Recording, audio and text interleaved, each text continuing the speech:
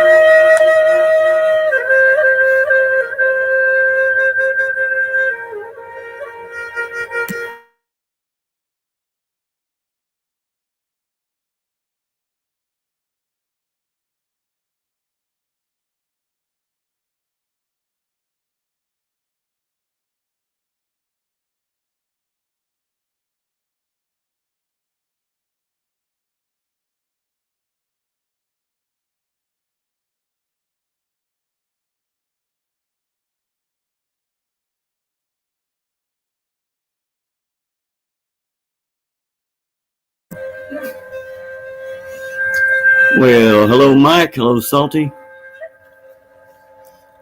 See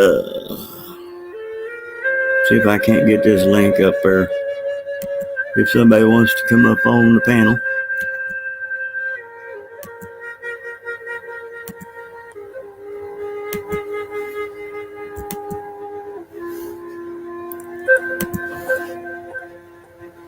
Well, that don't look like much of a link.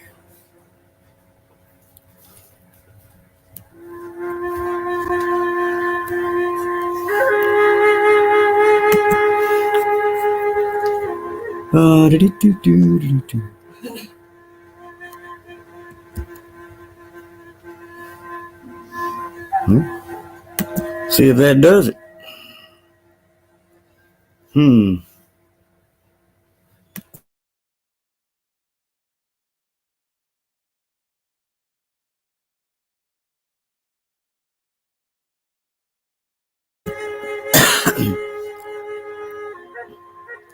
Play some soothing music for a minute.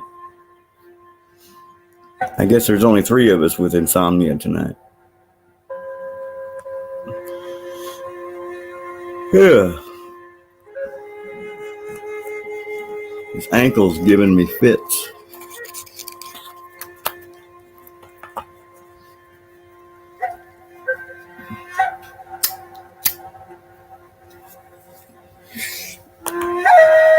If anyone would like to come up on the panel, you're more than welcome. There's the link.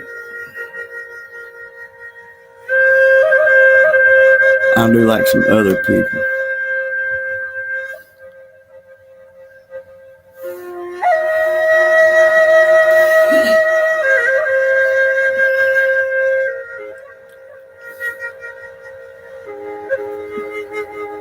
That didn't stay up long.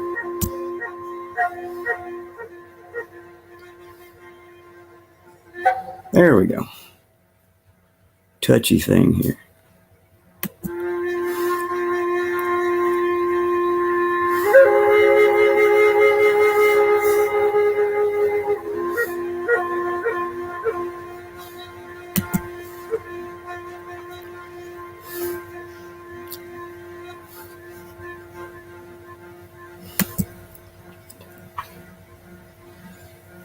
Guess nobody wants to come up on panel. Hey, there's a ghost in the prison.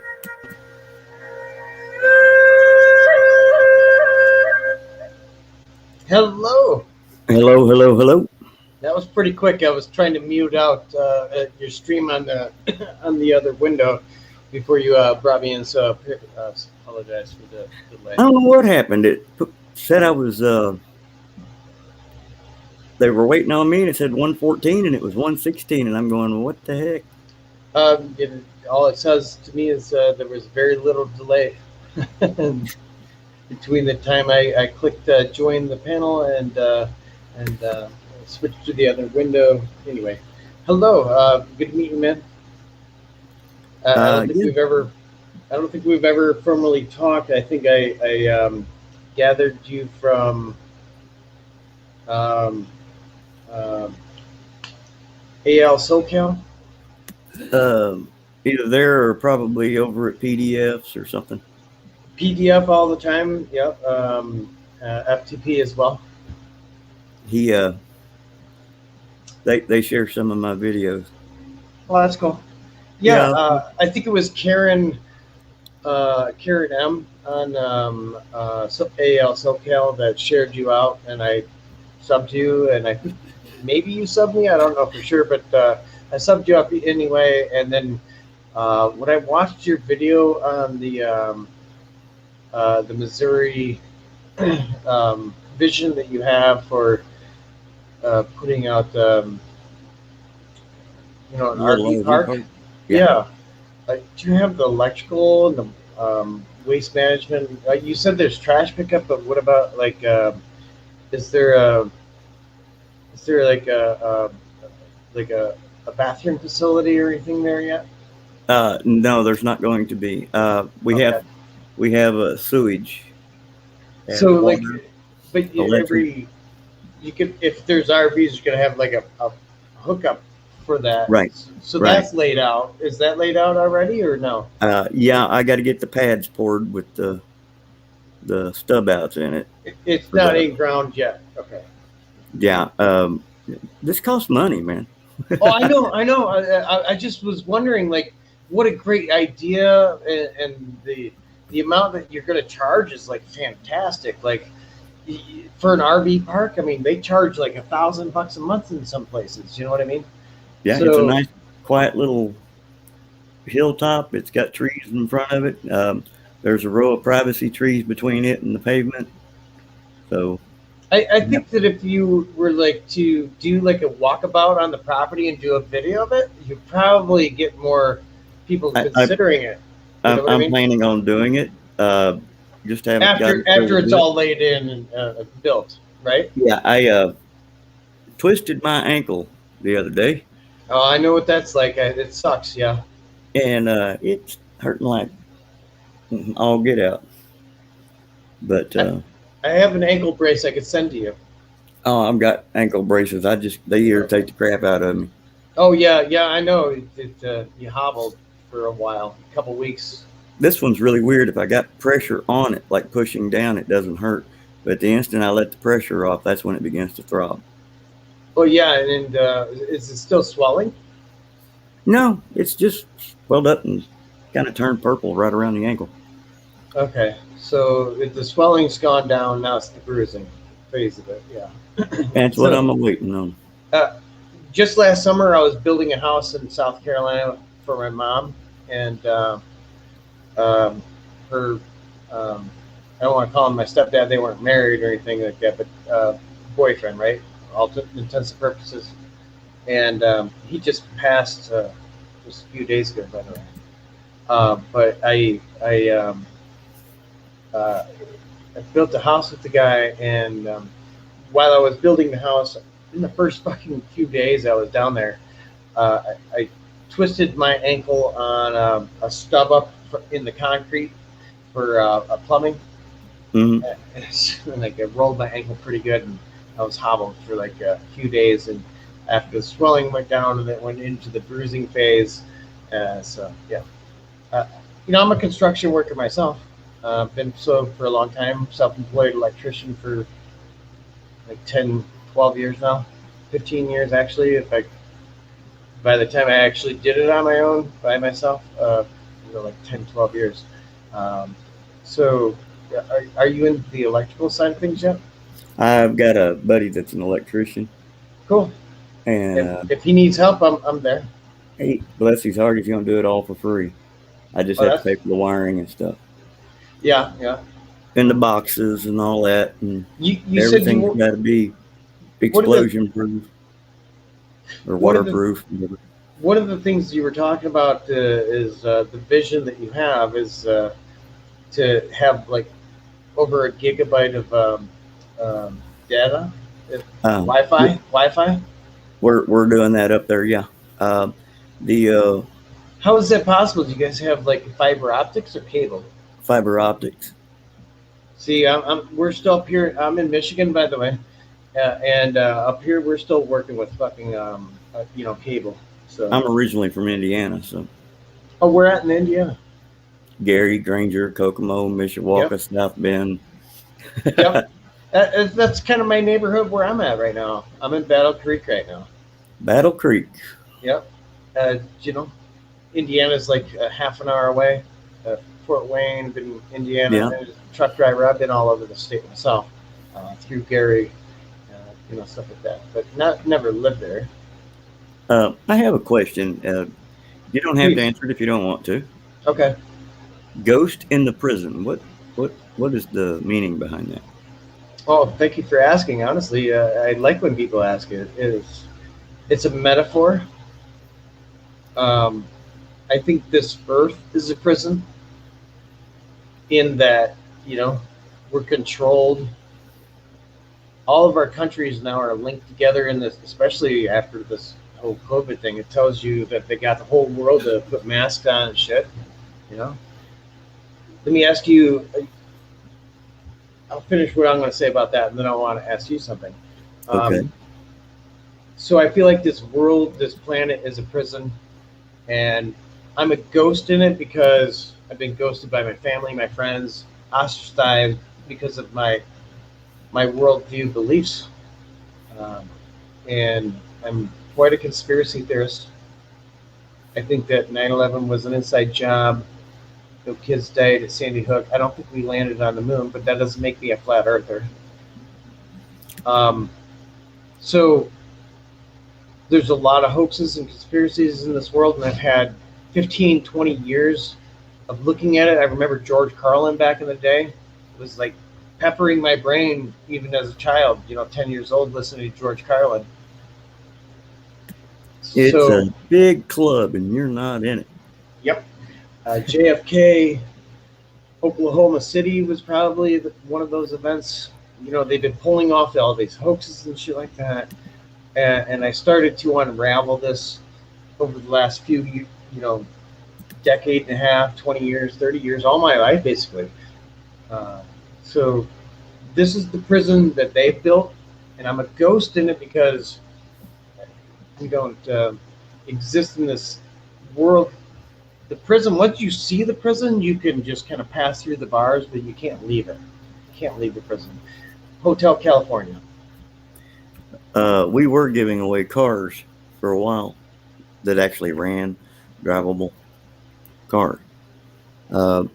This year I gave away 2. Man, I would love to know you. for real. I got a Very guy generous. I'm going to interview that got 1, and A what? a guy I'm going to interview that got 1, and it's a 2004 Kia Optima. Oh, that's up here in Michigan, that would be like a $1,500 car easily. Hopefully this summer we're going to give away a Harley Sportster if we can get the right one. What year? That's what we're looking for. We're looking for something that's not AMF years. You can find them AMF bikes everywhere, though. Man, that's admirable. I think that if you're giving away things like that, you made a decent life for yourself, and your character says it. Be able to give away things like that. I try to give back. I've been blessed. Yeah, I had another channel up at one time that had almost 1,000 subscribers. I was getting real close. And why'd you take it down? I didn't take it down. They terminated my channel. Oh, shit. Yeah, the haters and everybody started coming on there and filing complaints and crap. And the next thing I know, my channel was terminated, and YouTube told me I could dispute it. Yeah, the whole dispute process is bullshit. Well, when I typed in the URL for the channel, it said this channel is not available.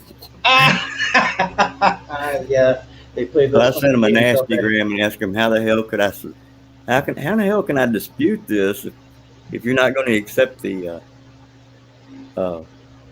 URL? And she got the same reply back. that channel has been terminated, blah, blah, blah, blah, blah.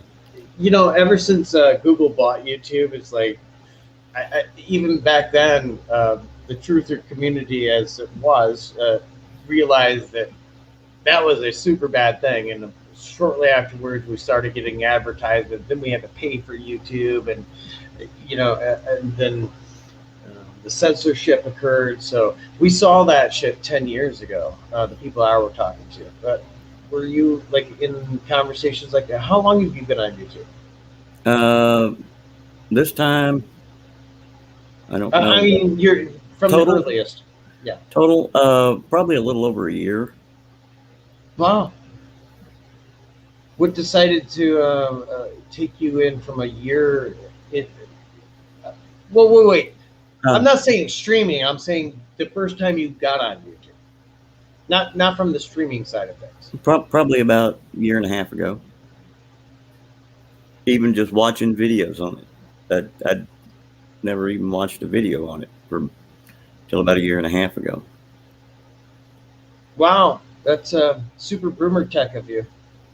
I'm joking. Well, I don't even own a television set, so.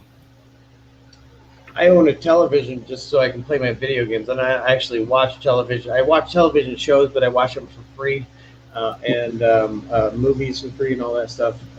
Once I understood why they call it a television program, I quit watching it. That's probably been about 11 years ago. The reason I like watching television isn't just for entertainment, but it's also to see the programming that they're trying to inject into society. Right, that's what I mean. That's why they call it a TV program. They're programming you. Okay, I figured this out. And I cut out like the mainstream media, because that's part of the controlled aspect of television and movies and industries and stuff like that. But I still watch them because they are entertaining. But they are, again, it's the same thing as watching what they're going to lie about. What are they going to fucking lie about? That's why I watch them from time to time. But I already know all these things, and so I want to know more about you. And you know these things. I mean, you've only been on YouTube for a year and a half. I've been on it since the beginning. And when like something like 9/11 happened, I mean, yeah. Oh, that cringe! I seen you. I gotta ask, because it's part of our reality, isn't it? So, how do you think it played out? I think it was pre-planned. Okay. I think it was a way. I think it was a way to remove more of our rights for our own safety, quote unquote. Yeah, there's a lot of factors in that. There's a lot of results that they were able to achieve from that. They took our freedoms. They took this world into a new direction. So I appreciate you admitting that, by the way. Somebody asked George Bush, I'm not going to say who, well, what is a terrorist? And he said, a terrorist is any damn thing I tell you it is. Yeah, right. If you're not on our side, then you're on the bad guy's side. He also once referred to the Constitution as nothing but a damn piece of paper. And he's right. As long as the people allow the government to just keep whittling away at it, that's all it is, just a piece of paper. I'm still waiting for the day that somebody walks into the courtroom and tells the judge, hey, these cameras are going to keep rolling, the videos are going to keep coming out. So here's your choice. I'm not going to plead guilty or not guilty. You can either shoot me now and get it over with, or you can give me my freedom.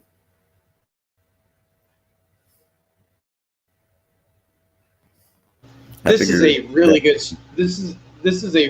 start, by the way, as far as an introduction between you and I go, because we got kind of like straight and blunt to the point, and I appreciate that, your honesty, because honesty is everything in this world, and there are people that are deceptive in this world, especially online, especially on the internet, and this is one of those paths you have to walk on your own to see it.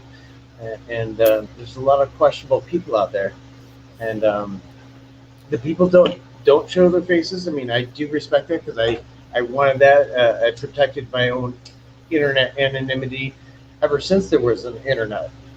Like I was on the internet before there was Windows. Way back in the early '90s.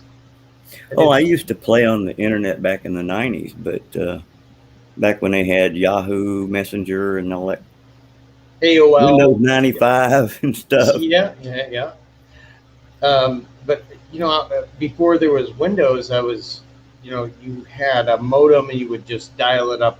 You'd have to Yeah. punch in the IP addresses. So Sound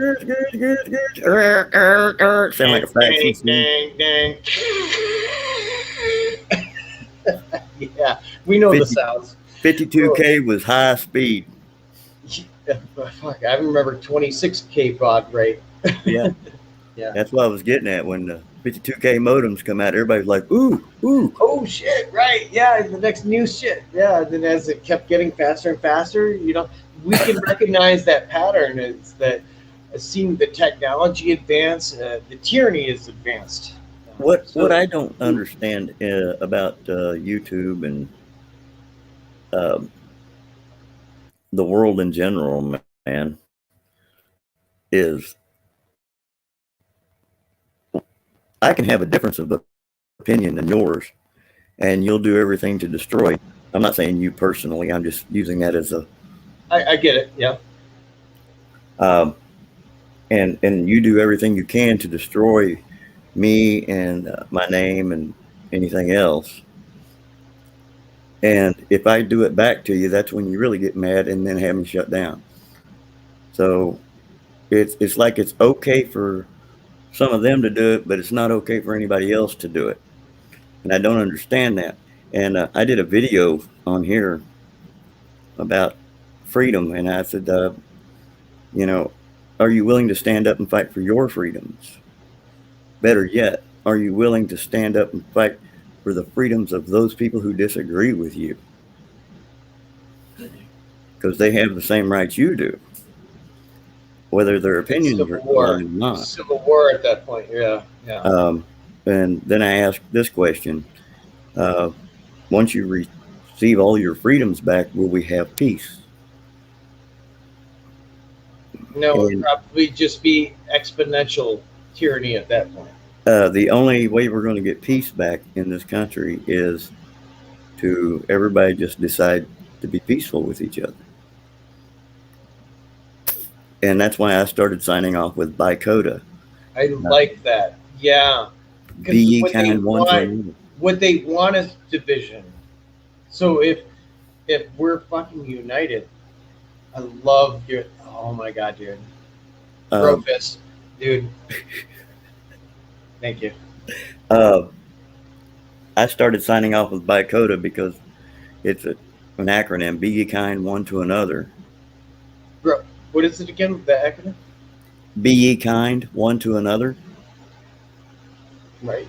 Yeah, and if we all practice that, then holy crap! Just look at the stuff that would go away. You know, I hear all these people rioting over George Floyd, but you know, they don't look at what George Floyd was doing at the time. They don't look at the fact that he was spun out on fentanyl. They don't look at this. They don't look at that. They just look at one side. Well, he was black and the cops killed him. That's all they look at. Okay. Oh, okay. Let's pause on this Floyd thing because I've had some questions about it. And one of the things that I've seen over the years since 9/11 and Sandy Hook and Boston bombing, like I have to look at it is this a manufactured event? And there's a lot of elements to that story that are one, highly coincidental, two, out of character for the police, right? Like they just don't stand on somebody's neck and while the fucking camera's pointing at them and they know it, I'm just gonna stand on this guy's neck and just put my hands on my hips, like, yep, that's what I'm doing. Okay, so that right there was like, what? That's not standard police protocol. They get you in the handcuffs and throw you in the car as quick as possible. My point is two wrongs don't make a right.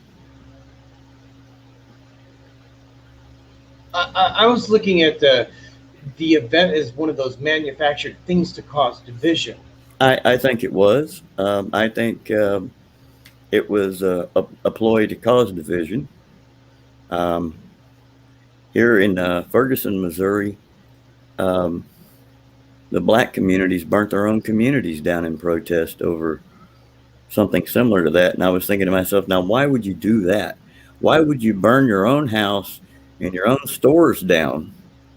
Yeah, the riots and stuff like that seem like they're It's like that was controlled stupid. or staged, or agent provocateurs are part of the program for sure. Yeah. Yeah, and then you So got people like Grandmaster Jay out there. Uh, yeah, that I have no idea where. inciting the riots. They want the division, and that's what I was saying. Like that's a great direction to go, is try to unite people, try to stop the hate. I Right. did see this in my own little sphere of people on YouTube. Is it just seems like a drama fest, and even though I've like played my part in it, I'm like, it's like I feel like I'm defending myself all the time because people say stupid things. Have you ever had to deal with that? Yeah, lots of times. And I keep asking the same question: why can't we just agree to disagree and go on? Yeah, it's certain sides of um, how we think about this world. We can have all kinds of different worldviews. Um, myself, I used to be religious. Now I'm not so much anymore. But I realize that a lot of people that are religious, feel like uh, the things are oh, salty rant. Hello. I just Well, talked to him a couple days ago. I love his rants, by the way. so continue. I'll just listen to what you're saying. I did want to ask M&P a question on his live stream. I don't want to bring him into my bullshit with other people, but I need to ask him a question because I was told something completely fucking different. You cut out there a little bit at the end. Yeah, we couldn't hear you. I said I was told something completely different, that you had gotten a phone call from a person who apologized to you for blocking and banning you from their stream. Is that true? This I is have drown. not received a phone call from anyone. Okay. I received a spam This was risk in phone call today, and I didn't answer it. this was in regards to Lady Lili, the Queen of Lies. Oh no, I She haven't had received told anything. she had told Swami that she had actually called you and apologized to you for blocking you on her channel. Not that I'm aware of. Maybe she did while I was in the shower and I didn't catch it. Now she actually said she talked to you. Oh no, So that's where I thought. But anyway, I know you I can't am sleep. back I on her can't sleep. channel though. What's that? Uh, I do get to receive notifications now. Well, yeah, I mean if you're sub to her, but So she unblocked that part. As far as the wrench goes and stuff, I didn't get that back. Not that I'm too concerned with a wrench anyway. yeah, I I gave a told a guy long two time ago dollars to to take take my my wrench wrench, home. but I I gave a guy told a $2 long to time take ago my to take my wrench. wrench. He took my wrench and I gave him FTP. $2. Yeah, I was like, what the hell's that for? he didn't want to know what the money was for. I'm trying to I dodge didn't the want the rain damn right wrench anyway. It's been raining all night since I got to work, and rain sucks. That's what we got going on around here. Rain, rain, and more rain. We're expecting 6 inches. What? Because I would be at home watching porn, so it would be in different circumstances as to why it would be all wet. I don't like to be wet at work. I don't like the fucking rain. I took a shower. Mother It's Nature good weather for ducks. You're muted there, Ghost. You're a wuss, salty rant. Thank you, by the way, MMP. You're a wuss. Don't you cry about the fucking weather if you don't go outside. You're not a man. I'm going to remove your man card if you're going to complain about the weather. There's my rant, salty rant. What state do you live in? Huh? What state do you live in? Michigan. Okay, well, Detroit, you see that? Detroit Tigers there? Huh? I didn't pay attention. So your balls dropped a few inches lower than mine. I got it, but fuck, man, I hate the fucking rain. So I'm the what? people that has to work security in the rain. I have to get out It, and I it's have to nature. open It the gate. sucks. Yeah, it sucks being outside. See, Why now complain about it? If that's part of your job, why do you complain about it? I have to Because put up these little banners now across here so that I don't get in trouble if somebody says Oh something. yeah. The viewers and opinions expressed on this. That's a good banner, by the way. Yeah. Or not necessarily, yeah. Yeah, that's a. You know It, what? I probably need one of those banners too. That's a good thing to do. it's meant for entertainment purposes only. well, I would Salty say Grant, Salty Grant, don't go outside if you're scared of the rain. I'm not scared of Never, the rain. never leave your house because a thunderstorm might just appear out of nowhere. If I could remotely view my job site from home and write my reports that way, I would. But it physically takes a person to be here to do it. Then don't complain about doing your job. I'm not doing my job. I'm just complaining about the weather. Hey, I'm an electrician. I care about the weather too because if I'm going to do some outside work and it's live, we're not doing any work if it's raining. No. So yeah, okay. But I'll go out and chainsaw some logs out in the woods if it's fucking raining. If it's not pouring, a little drizzle I can deal with. It was coming down. It was pouring. Shit was flooding everywhere. I was driving through 3 feet of water every time. Drive car. I like it. I mean, I like my car, but I'm driving through all that shit. Yeah, but you're talking about doing a job from your home office. No. If I could do it from my home office, I would. There has to physically be someone on the property to press the buttons and the panels and open the gates. And that asshole is me, because I'm the one that fucking signed up for it. You're the asshole that's always a thorn in my side too, trying to nitpick with the shit. But I did want to say that, there's going to be some allegations about me in the next few days. Uh-oh. Already? Surely About not. the person I am. I mean, it is what it is. Pat and I often talk about this and we make jokes to each other about it. But I'm actually a very reasonable person and actually a pretty nice guy in general until people attack me. And then when you attack me, I'm very reactionary. I react to people attacking me.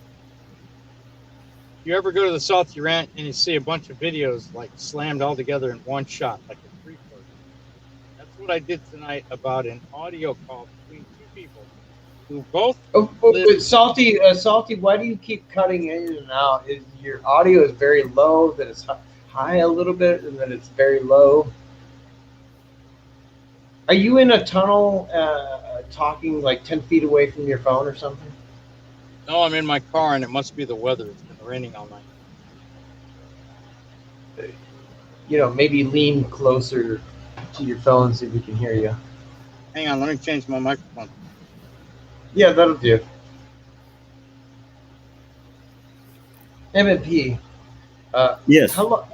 What happened? I feel like I'm kind of new to the whole First Amendment auditor side of things, and I vibe with you guys.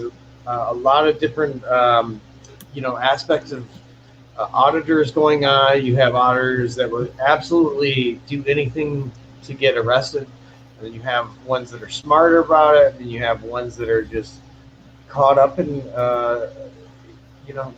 just trying to keep an eye on the law and thrown in jail and stuff like that.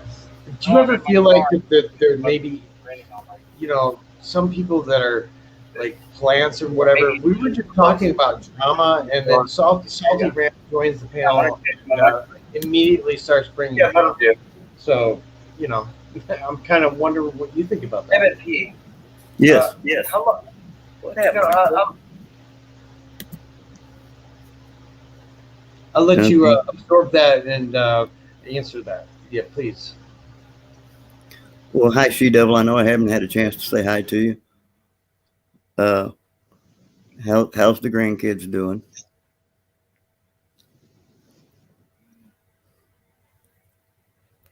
Hmm. Well, hello, she devil. She catches a lot of flack for stuff too, and I'll go ahead and say it while I'm on this live stream. Um, the rumor started about me complaining that she owes me money over a pair of glasses and a hearing aid. Well, first off, I never loaned them money for a pair of glasses. And second off, they don't owe me a dime. Not one little red cent. So I don't know who started that, but I wish they'd quit this crap. I don't get it. I mean, you're so generous. Why would somebody accuse you of something like that? It just seems like out of character to me. I don't know. I used to give away a piece of silver every month too. I mean, like that's important. So why are you under attack? What are they doing? What are they? I don't need to know what they're saying, but I mean, if there's a gist to it, like maybe you could explain. Yeah. Well, let's see here. They came up with some paperwork that they claimed was a piece of paperwork that wasn't the piece of paperwork, and Is then it this went like from there. legal paperwork? Is that what I'm saying? Well, they tried to tell me they got a hold of my DD 214 from the military, Okay. which is impossible without my authorization. You did, yeah. I mean, 'cause they can't get it online unless they are hackers or something like that hacking the DoD. Uh, I don't. I don't think that would be advisable. I you look. I got kind of like I put my own DD 214 out there a couple of years ago, and certain people got a hold of it, and then they use that to you know Oh yeah, try to that's shame why. me for it. That's And why I I won't show mine. so I did, and look, I was a fool. I'm going to admit it. I did what I thought was diligent, but I rushed it, and I didn't look over my own screenshot. I thought when I blacked out my name and social security number and all that stuff on the form, and I sent it, and then I looked back, and then oh shit, there's my name, social security number at the very top of the fucking page. Why is that even there at the top of the page? But it should be in the. And so it was. I it's out there. Whatever. I don't care. Go ahead and use my social security number if you want. It's not going to get you paid off in any way. Well, see, this paper that they showed had a lot of blanks in it. There was no military service number. There was no. There was a lot of things missing, and what it looked like to me, it didn't even look like a DD 214. What it looked like to me is someone tried to handcraft a DD 214. Oh, little photocopy or photo shot thing. Yeah, and that's not no good. So they kept telling me to show it, and I wouldn't show it. I'm not going to. But the fact that they're asking you to show it is a shameful fucking act in itself. Oh yeah, my VFW representative said, "Don't you dare ever show your DD 214 to anyone online like that." Yeah. I thought I could get away with it, and I made a mistake on my side of it. But I did, and nothing bad's come about it so far. But so, I'm like, you did the right thing, and I did the wrong thing. And I like hearing your side of what happened afterwards. Well, then it started on some repercussions that I caught from it. See, this all started because there was a lady on here who claimed she was a colonel in the Marine Corps, and she was in a wheelchair, and She was trying to get surgery for her service dog, and I let her put her PayPal account on my channel and advertise, in case anybody wanted to donate. Sure, that's not You know, it's not criminal, and it's not like you're doing a fantastic thing for somebody that might not have a channel or whatever. well, And maybe in need of the donations. Okay, I get that. there's a news broadcast that came out that said she was a colonel in the Marines.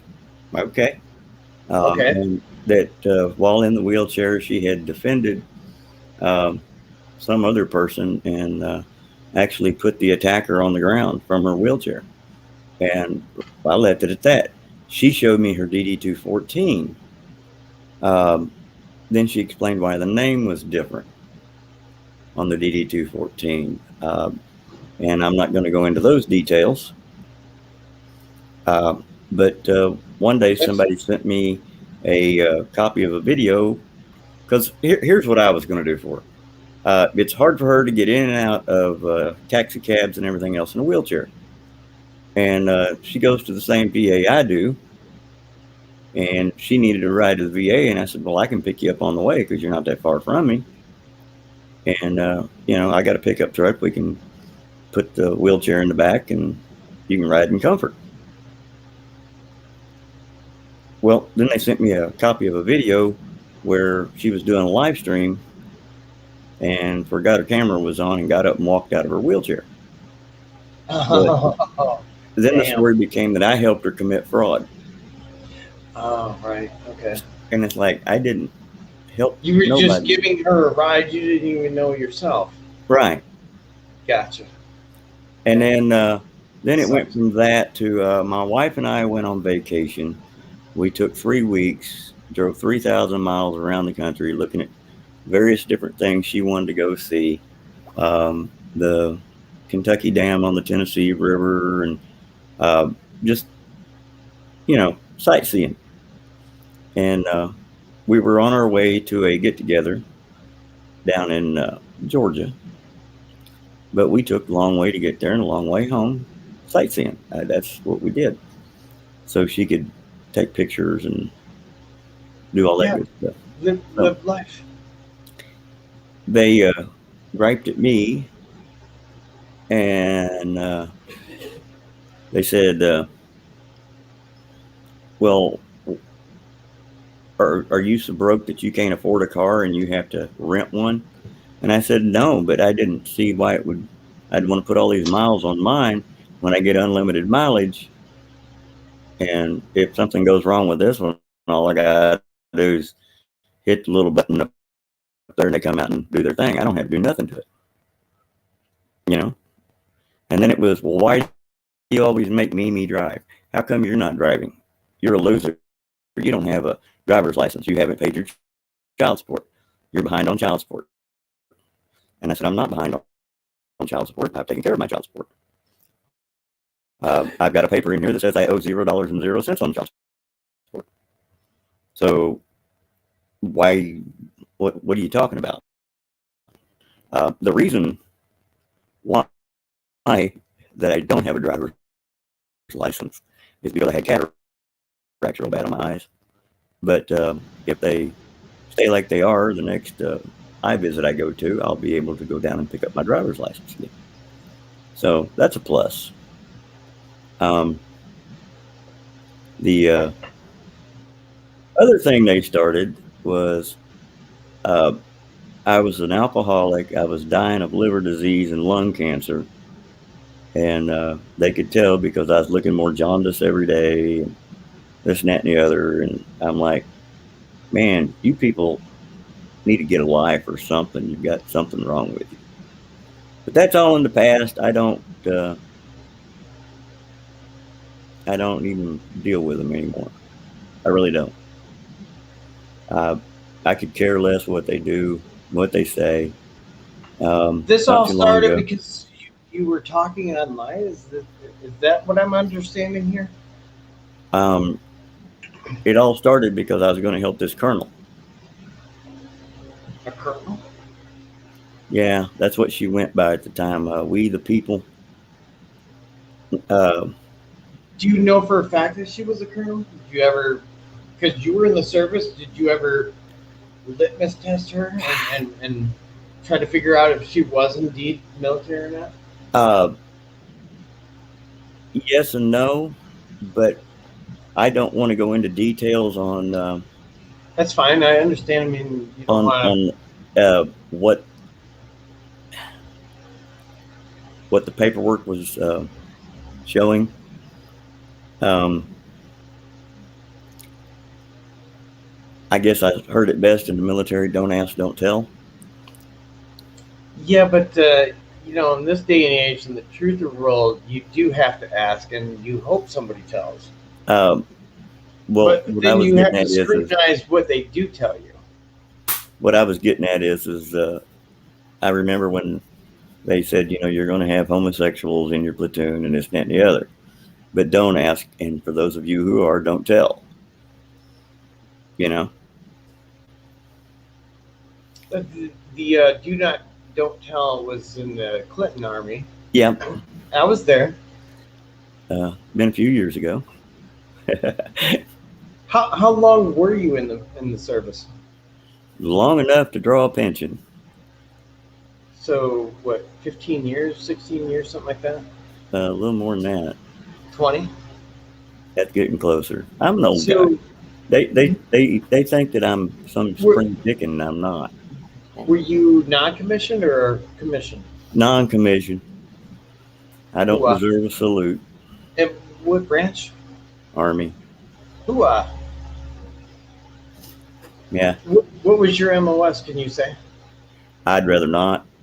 I Uh, was I was 11 Mike, which at the time it doesn't exist now, but at the time it was mechanized infantry. I drove and gunned the Bradleys, as well as ran on the back of that damn thing. I'll tell you what they claim I was. They claim I was a machinist. Um, What does a machinist do? uh, You well, in the working in military, like I don't know. a motor pool somewhere, or I'm a re- assuming. Of course, now they also said I was a Marine while doing basic training for the Army and was a major in the VFW. So all of this at the same time. uh, VFW is not Yeah, anything. it's not even Yeah. related to. But they were saying you were a Marine. Yeah, and I'm thinking, well, hell, I need to go back and ask for more money because I'm not getting enough paychecks. Wait, what is the context between? How did this happen? Where they classified you as a Marine while you're in the Army? Did They you were go? doing all this to harass me. They were trolls. They were just doing this to harass me. So when I started harassing back, they shut my channel down. What, I'm talking about your actual military service. Were you Army or Marines? Army. So this Marine thing came about through YouTube harassment. They tried to mislabel. Oh, it was just they called me a liar and this and that and the other, I'm a fraud, and uh, the silver I gave away was more than likely fake, and yada yada yada, and blah blah blah, and You were a machinist in the Army. What did that lifestyle entail? I don't know How can you not know? because they're the ones who said I was a machinist in the Army. I never said it. Okay, okay.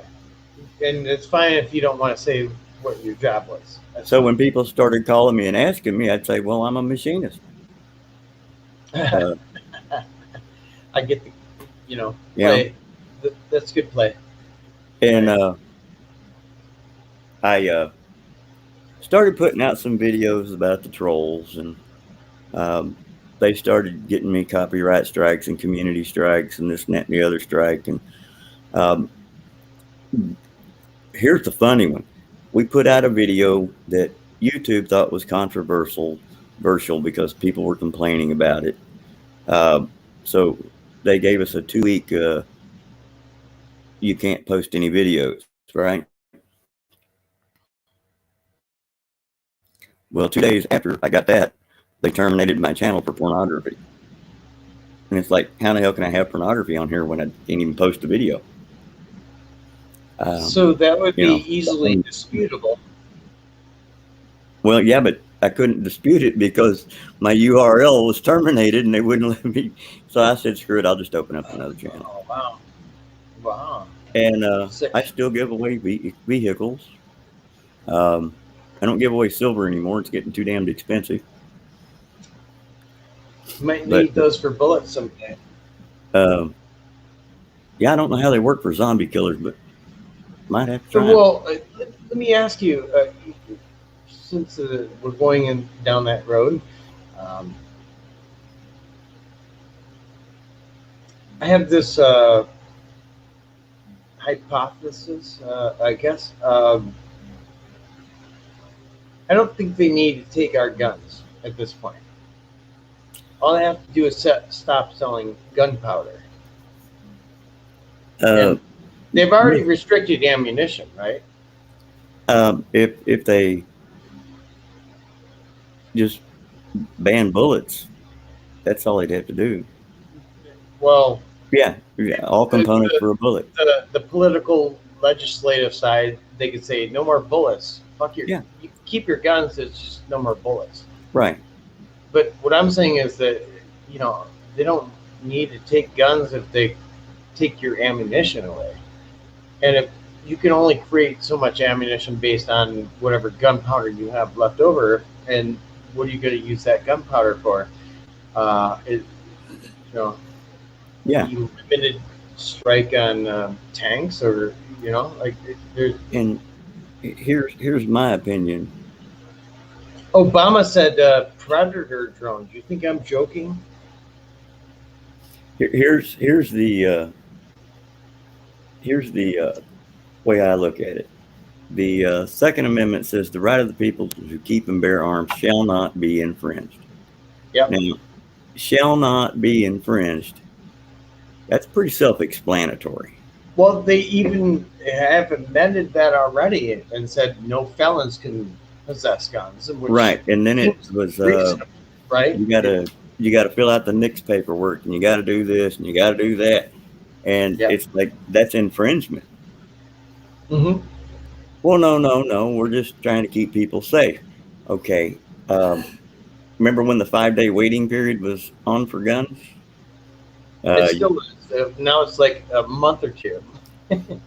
I had a friend who put a sign out in his yard that said, "Dear Robber, when you come to pick up my guns, please leave your name, address, social security number, fill out this form, and come back in 5 days." Yeah, good play. Well, and that's the thing they don't look at. It's not the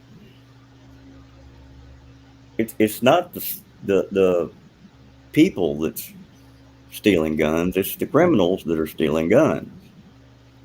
But taking the guns away from the people are not. Yeah, some NRA. I don't believe in NRA. Registered gun owner. The whole idea behind registration of guns is so that they can verify that you have guns, and then come and take them away from you eventually, because that's happened in England and it has happened in Australia. But first they're going to stop selling you the ammunition and the gunpowder. And then once that's fucking cleared up, then they're going to come and take your fucking guns. Bury them in the ground if you have to. But if you go to use them, you retract it. They've constructed a global network of, it is a prison system, this world. With all the satellites, the 5G. Do you remember that movie? You said you haven't owned a TV in a while, so I don't expect you to have watched one of the more recent Batman flicks back in 2012. No. So anyway, try to envision this with me then. You know what sonar tech is? Sonar. Oh, yeah. Okay.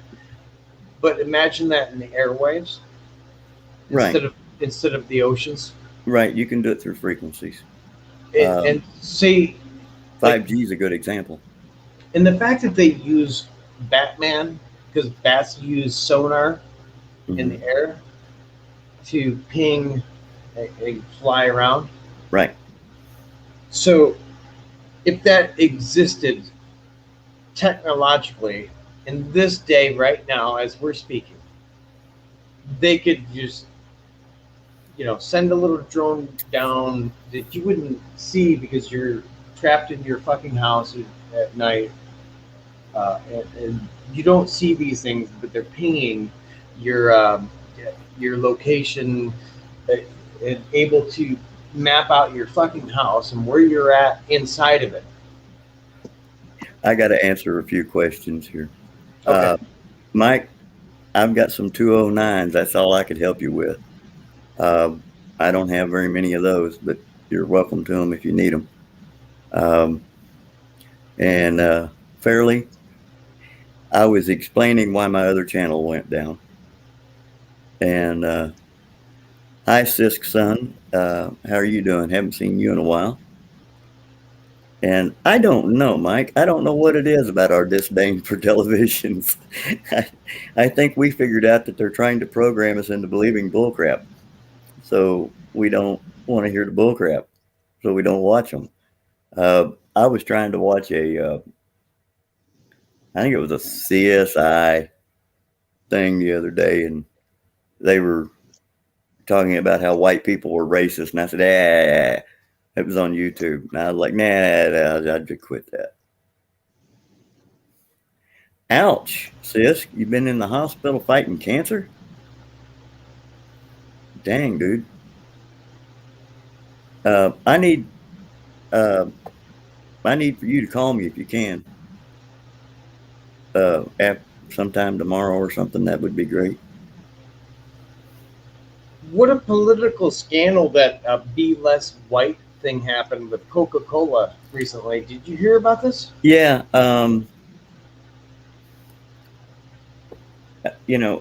Why is it that you can show black pride, but you can't show your Irish pride, your Native American pride?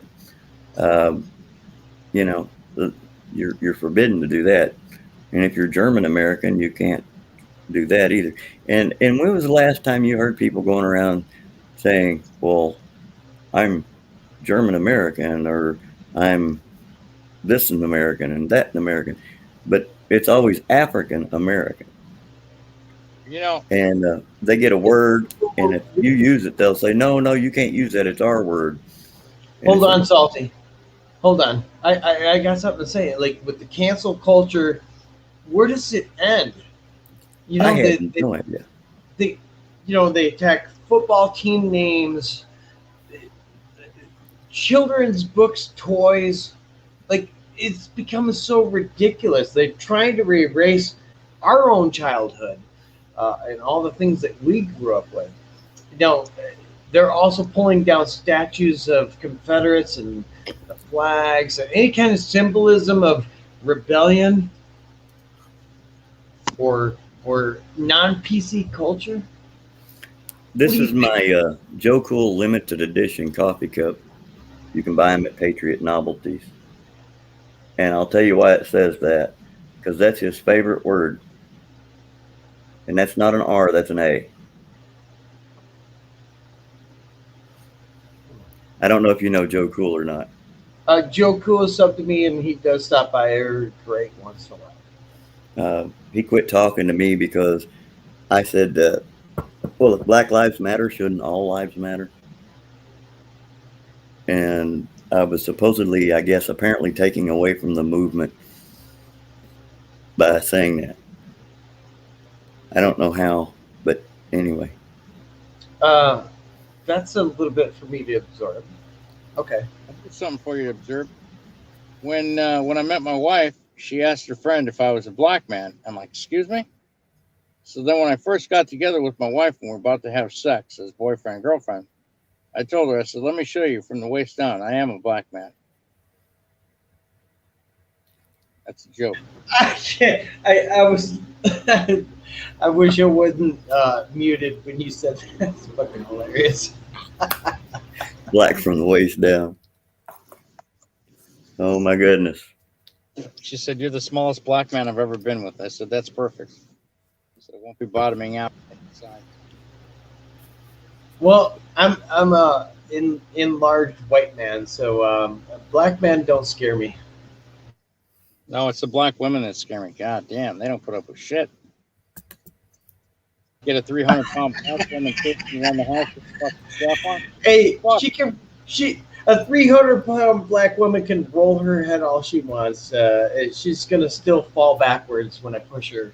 Get a 300-pound black woman running around with a big black dildo telling me she's gonna fuck me. I'm gonna tire out eventually and have to lay down and take a fucking nap, and that's when I worry the worst. Here's one that confuses me. Obesity is now caused by white people being racist. What? How Yeah. is that even possible? I can think of every fucking race and see obesity. I thought that it was spoons that made you fat. I didn't know it was just because my skin's white. I get blamed for everything. I think it's lack of exercise, and anybody, no matter what race, what gender you are, if you don't exercise, if you have the genetics and the propensity to be overweight, then you better exercise a little harder than a skinny folk. Well, the way I look at myself like a Liberty Bell. I'm small on top, big on the bottom, and cracked in the back. I try not to get exercise. I don't want to hurt myself. Don't hurt yourself with those deep analogies, man. You go too deep, you're gonna cut people's hearts out. I cut somebody's heart tonight on YouTube. It was meant to be that way. I begged and pleaded her not to go and collude with a certain person on the internet. The same certain person that brought up all the shit with Pat, his funeral coin, Speedy 214. Oh, yes, that's stolen valor, by the way, if you have a funeral coin. Don't ask me how that is. Funeral? I've never heard of this. What is this funeral coin? Okay, here in Missouri, the VFW, when they bury someone, gives funeral coins. And it's just a little brass coin. And it says, Missouri Veterans of Foreign Wars, blah, blah, blah. And it's got the Missouri state seal on one side. And it said, on the other side, it's like, on behalf of a great nation, and has all that printed on it. That's it. And that makes you racist in what way? No, that makes you stolen valor if you have. Oh, stolen valor, right? Is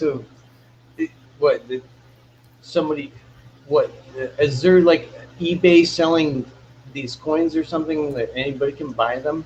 Well, hell, I imagine you can buy special forces insignia and stuff off everywhere. Why not a funeral coin? Damn funeral coin it's not even. They used to shine up a AR-15 or an M16 bullet and pass them out. I would, if I really wanted to question you about it and validate it, I would say, how did you get it? Where did it come from? Who was the burial for? A guy with the same name I've got. Okay. There was a little confusion in paperwork. But, they said that never happens. And I said, bullshit, you've never been in the military then. Because the day they can get paperwork straight is going to be a miracle. Well, we do live in the world where there's probably almost no paperwork left in the military. Right. But in those days, there was paperwork. I remember having to carry 35 copies of my orders. Yeah, me too. When I left the service, I had a stack of places I had to go to out process. Yeah, you're right. Holy shit. Yep. And everybody wants this and duplicate, triplicate, and triplicate, duplicate, and Yep. Triplicate, duplicate, triplicate. Well, that's that was the day and age back then, for sure. Okay. Being a little sarcastic, but hey, that's the way it seems. You start out there, hey, and you're going here, and then all of a sudden it's, wait, what the fuck a minute? I got to carry this briefcase full of freaking paper, and it's all the same damn page. Salty, were you ever military? No. I guess we're talking jargon to you then. No, I mean, my father, my grandfather, my uncles, my cousins, they were all military. I was not. He's over there going, Whiskey Tango Foxtrot. Yeah. No, I mean, I tried to go in after high school, but I got a medical discharge. 1 month in basic training. So I spent a month in basic training. Great mistakes, Great Lakes. Then spent a month in medical, and I got released under honorable conditions due to a medical. What branch was that? Maybe. Navy? Mike, that's funny. What was your job going to be? Well, I wanted to work on an aircraft carrier, working on airplanes, but I didn't have a signed contract, and my recruiter lied to me. So when I got out, before I got out, I told everybody what he'd said. And then when I got out, he'd gotten in trouble for promising the same shit to like 10 or 11 other guys. My graduating class in 1986. But yeah, he got in trouble for some bullshit, and he called me up and threatened me one day, and my dad heard about it. Dad got on the phone. My dad was a retired captain from the U.S. Army. He served in World War II in Korea, and then during the Vietnam shit, he stayed stateside in Illinois and joined the Illinois National Guard. So he was in Chicago during that shit with the Democratic National Convention, where the hippies and the fucking assholes calling the vets baby killers were throwing bags of piss and shit out the hotel windows onto the National Guard troops on the street. And believe me, my dad wanted to kill a bunch of people and scalp them, but he couldn't because he had a set of orders for when to and when not to engage, and had to be life-threatening. They didn't feel that bags of excrement and piss were life-threatening. Did you guys see what Mike put in chat there? Mm-hmm. There's a guy with my name in Springfield, pucker bounces checks and all sorts of bullshit. You would be surprised how many people have your same name across the United States. Well, my name is a little more common. And my mother tried. She named me after two saints, but it didn't work. All I know is, even despite multiple people having my name, I can verify that there's like at least 5 doppelgangers of me running around. Here's a hilarious one. I actually gave them my name, my address, my phone number, virtually everything. And Mike's been to my house, so he can verify this. They said they were going to come in my drive. They were going to pull by my house and do a drive-by, and I laughed. Who's this Mike guy you were talking about? Mike Llewellyn. He's a friend of mine. He's quite the character. Okay. He comes over and visits every once in a while. But yeah, they want to come over to my house and do a drive-by, and I'm like, it's not going to work. You can't see my house from the end of the driveway. Go ahead. And it's a one-way driveway. You're going to have to turn around when you get to the end of it. So good luck. You better be good at drifting if you're going to do something like that, then, probably. They don't have room to drift. That's going to be the problem. What if they have like 4-wheel drive and they just drive up in your lawn? Why can't they just back down your driveway, shoot at your house, and then flee? You'd have to see my driveway. Probably a fair point right there. Most vehicles drag the ground coming in my driveway. The other problem is yeah, there you go. It's a goat trail. Can't see the house even if you get down the goat trail. But I'll see them long before they see me. So that's going to be their issue. And if they're using multiple vehicles, well, all I'm going to do is cause a traffic jam. Take out the front, take out the back, and leave the rest of them pinned in the middle. Now what? You know? Yeah, man. I think you're like releasing too much, they're just going to, okay, We're just gonna fly in with drones or something at that point. They can't get a drone in for the trees around my house. So that's You know, if you drones Google fly my above house, trees. You know, drones fly above trees, right? right? But if you Google my house, the only thing you can see is the corner of the roof. That's it, and it's um, over the garage. So do you it's think not like the government or law enforcement or whatever would come to you? Do you think that they would just pull up Google Earth? if they're coming out here and they want to talk to me, or if they want to serve me with papers or something, they call me in advance. There's And no. This is my point, MMP, is that there's nowhere safe on this fucking planet. You can go as far and wide and recluse as you want. You will be found because they have the fucking satellite technology to find you. Thermal, you oh know, yeah, it's cold outside. It's January. You live in fucking mountains in the Pacific Northwest, Canada, or something like that. They're gonna find heat signatures. There's uh, nowhere to hide on this planet anymore. That's my fucking point. right. But see, you have to understand the county that I live in. If you dial 911 for the county, they may get back to you in 3 hours or 3 days. Uh, at night, they've only got 3 police officers on for the entire county. Okay, but if it's the federal government we're talking about, they don't need county resources. They're Right just gonna now, put boots on the there's ground no with way in hell. helicopters. They'll parachute people in there if they need to, Right, or you they're can't just hide from the feds. they'll just predator drone if they wanted to. Right, you can't hide from the feds. I totally agree with that. Right. They, If Uncle they Sam have wants all your the ass, let him get it. technology in the fucking world to be able to track all of us now. And if you have a cell phone or an internet connection, they will find you.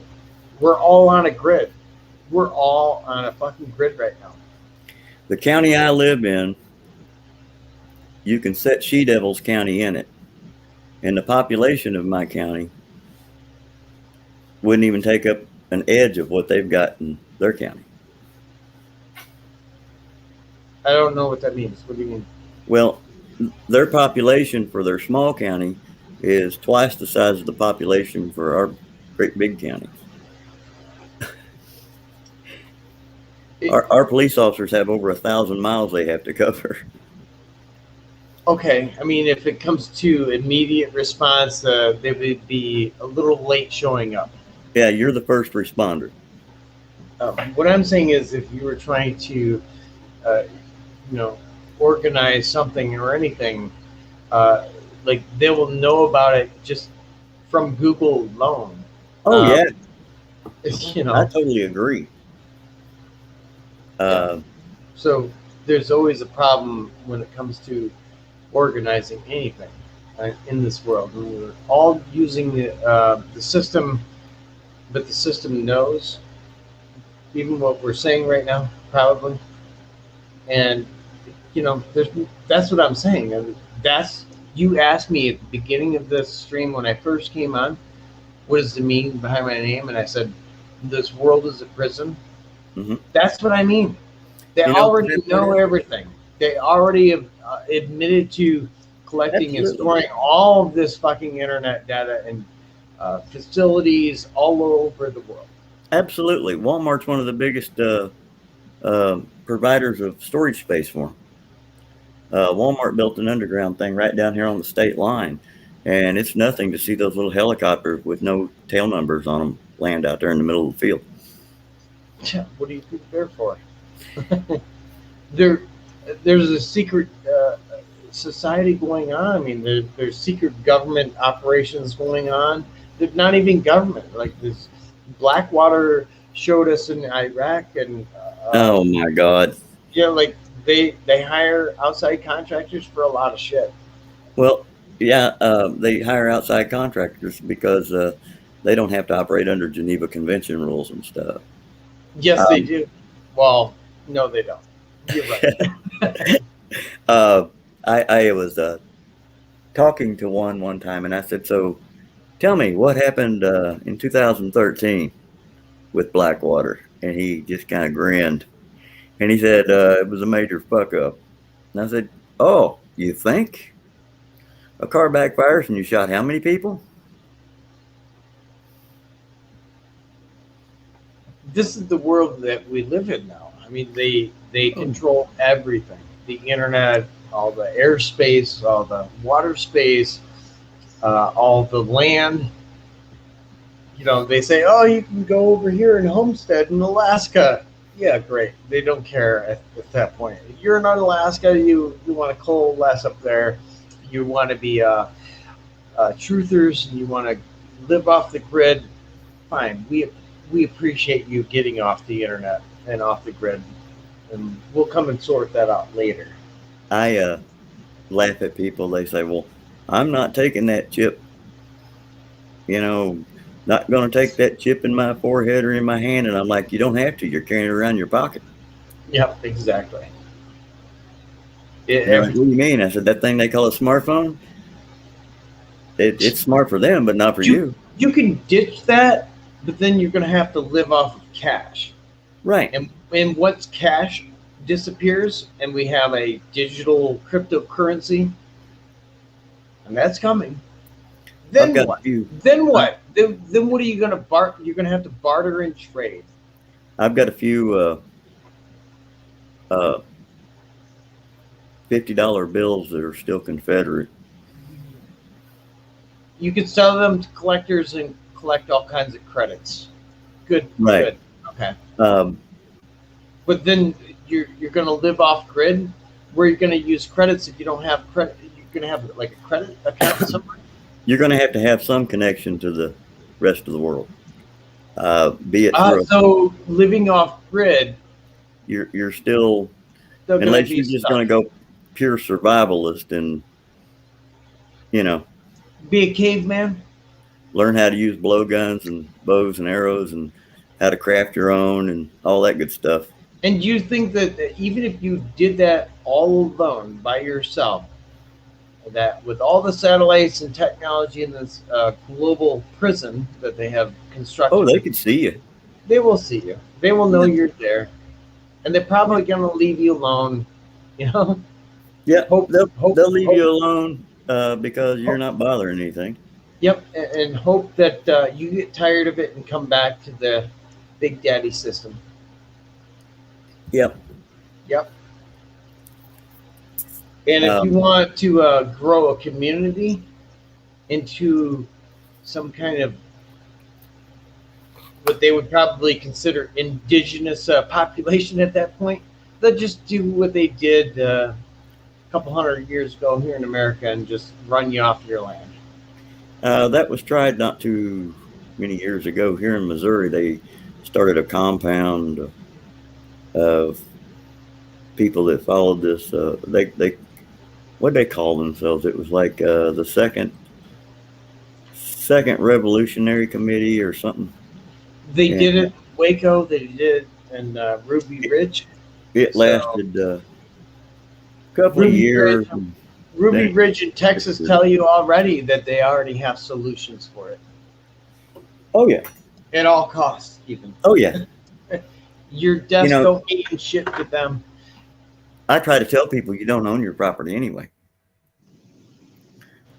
You buy the property, you pay for the property, and then you have to pay the state to rent it. And until you get an allodial title on that piece of dirt, you don't own it. You don't own anything anyway. Because the state holds all allodial titles.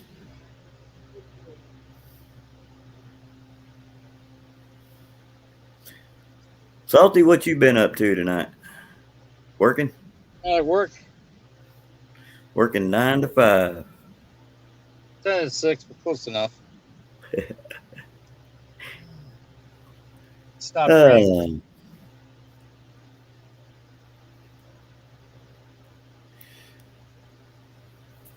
Yeah, I've seen that, Mike. That's kind of freaky. I think the women braid the hair under their armpits there too. I'm not for sure.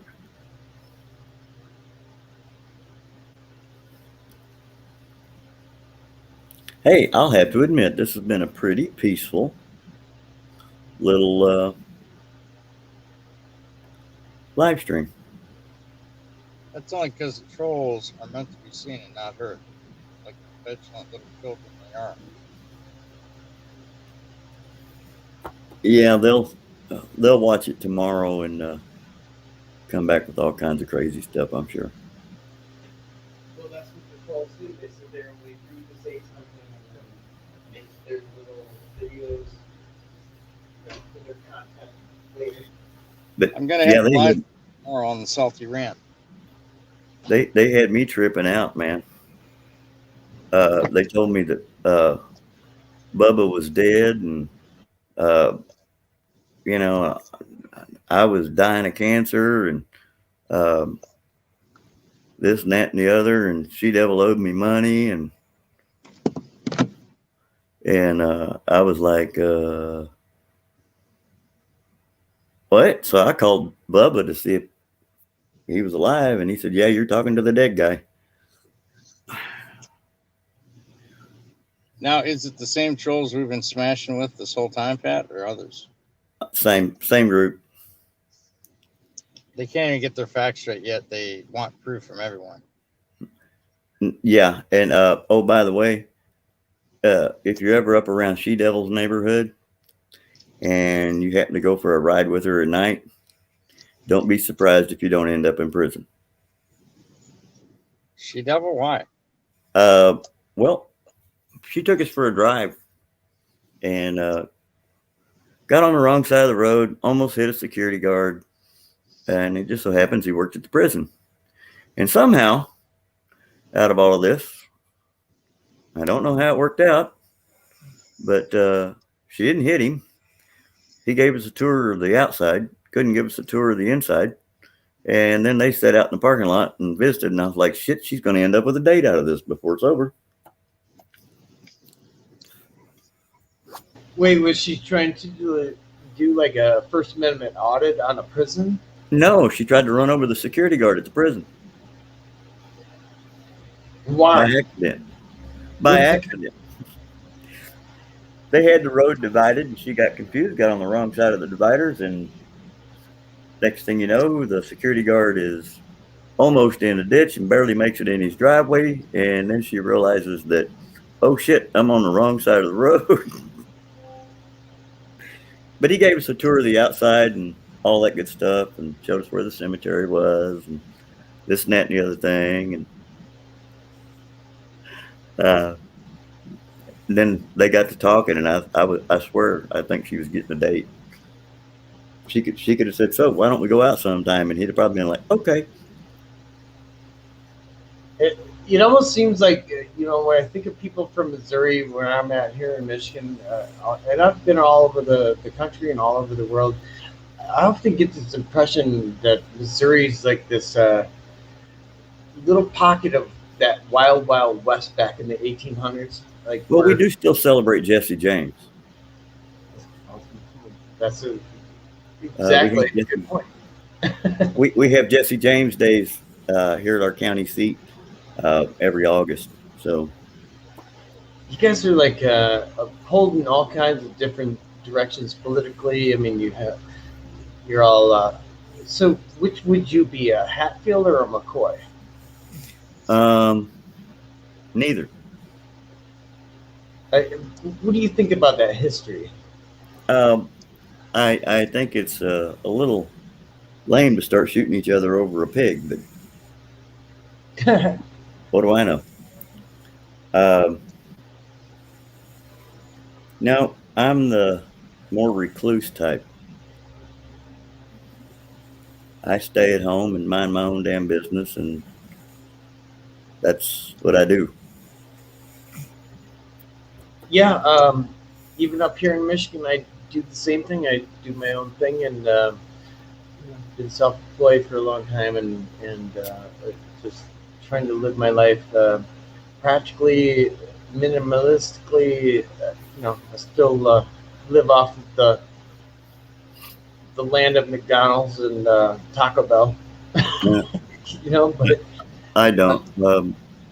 I do have the capabilities to hunt and fish and gotten clean and cook pretty well. So if I needed to, I could.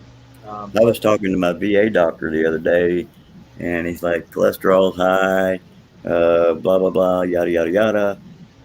And I said, well, I've lived on a farm diet my entire life. Fried this, fried that, fried everything. Fried potatoes, fried, you name it, we fried it. Yep. And he says, well, you're going to have to change all that. And I said, man, we just put 1,000 pounds of beef in the freezer. Yeah. It's going to last you a while. Grass fed Angus. What? No. Here, take all these fucking pills. And then, by the way, your bill is like $800 a month now. Now, fuck you and your pharma. The art of living is not necessarily living off of McDonald's and Taco Bell, but being able to survive takes all kinds of different qualities. And if you have the land to do it, grow your gardens, hunt, throw the meat in the freezer, and live that way. But not a lot of Americans. I would say, what are we at? 330 million people in America. I would say that there's probably like maybe 5 million people that could actually pull it off. I have chickens in my yard. They free range. I recently ate an alpaca. Wow. Why? Why not? It's very good meat. Nice and tender. Juicy. Huh. I never thought of an alpaca as meat. I just always thought of them as some kind of cute zoo animal or something. I've never thought about eating them. You'd be surprised what you can eat. Well, yeah. I mean, Koreans showed me that they can eat dogs. So I've eaten dog. I never could figure out if it was. One of them was beef, one of them was dog, and it's bulgogi and kogogi. Bulgogi is dog, and kogogi is the beef. So I got where I just barked. Yeah. And they'd give me my little rice ball and the shit. I like my kimchi. Have you been to Korea? I'm sorry? Have you been to Korea then? Unfortunately. Where were you at? Korea. Let's just put it that way. I was there. I was at Camp Casey. Gyeongju-shan. It's a crappy place. I didn't think so.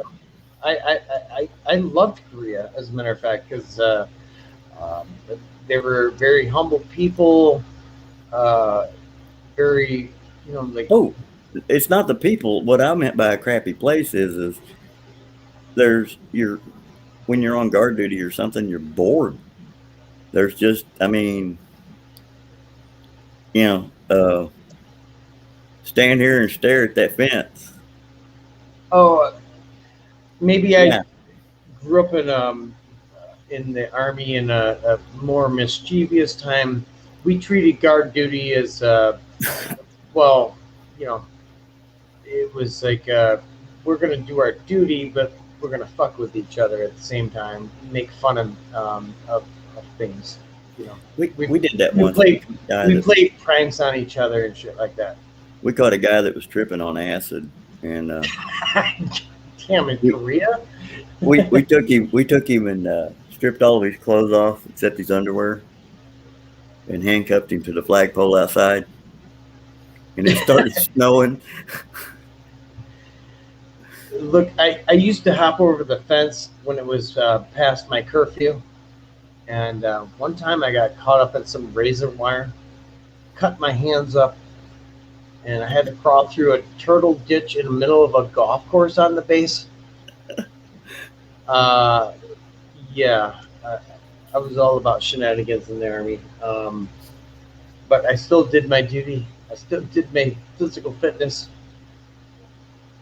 Cut hands, I still did push-ups. I'm going to let you and Salty talk amongst yourselves. I got to go get another cup of coffee and I don't know, man. I think Salty's scared. I don't think he wants none. Oh, he'll talk to you. I'm just sitting here listening and observing, enjoying the fucking rain, falling asleep. So, Salty, when the opportunity, fell through for you, what did you say, a month into your service? Yeah, I did a month in regular basic training, got hurt to a month in medical. When I was released, I had bad walking pneumonia and I was sick as a dog. He said, "Well, we'll Oh, keep you another couple weeks." I gave him the middle finger and I got my dad's car and he drove us home.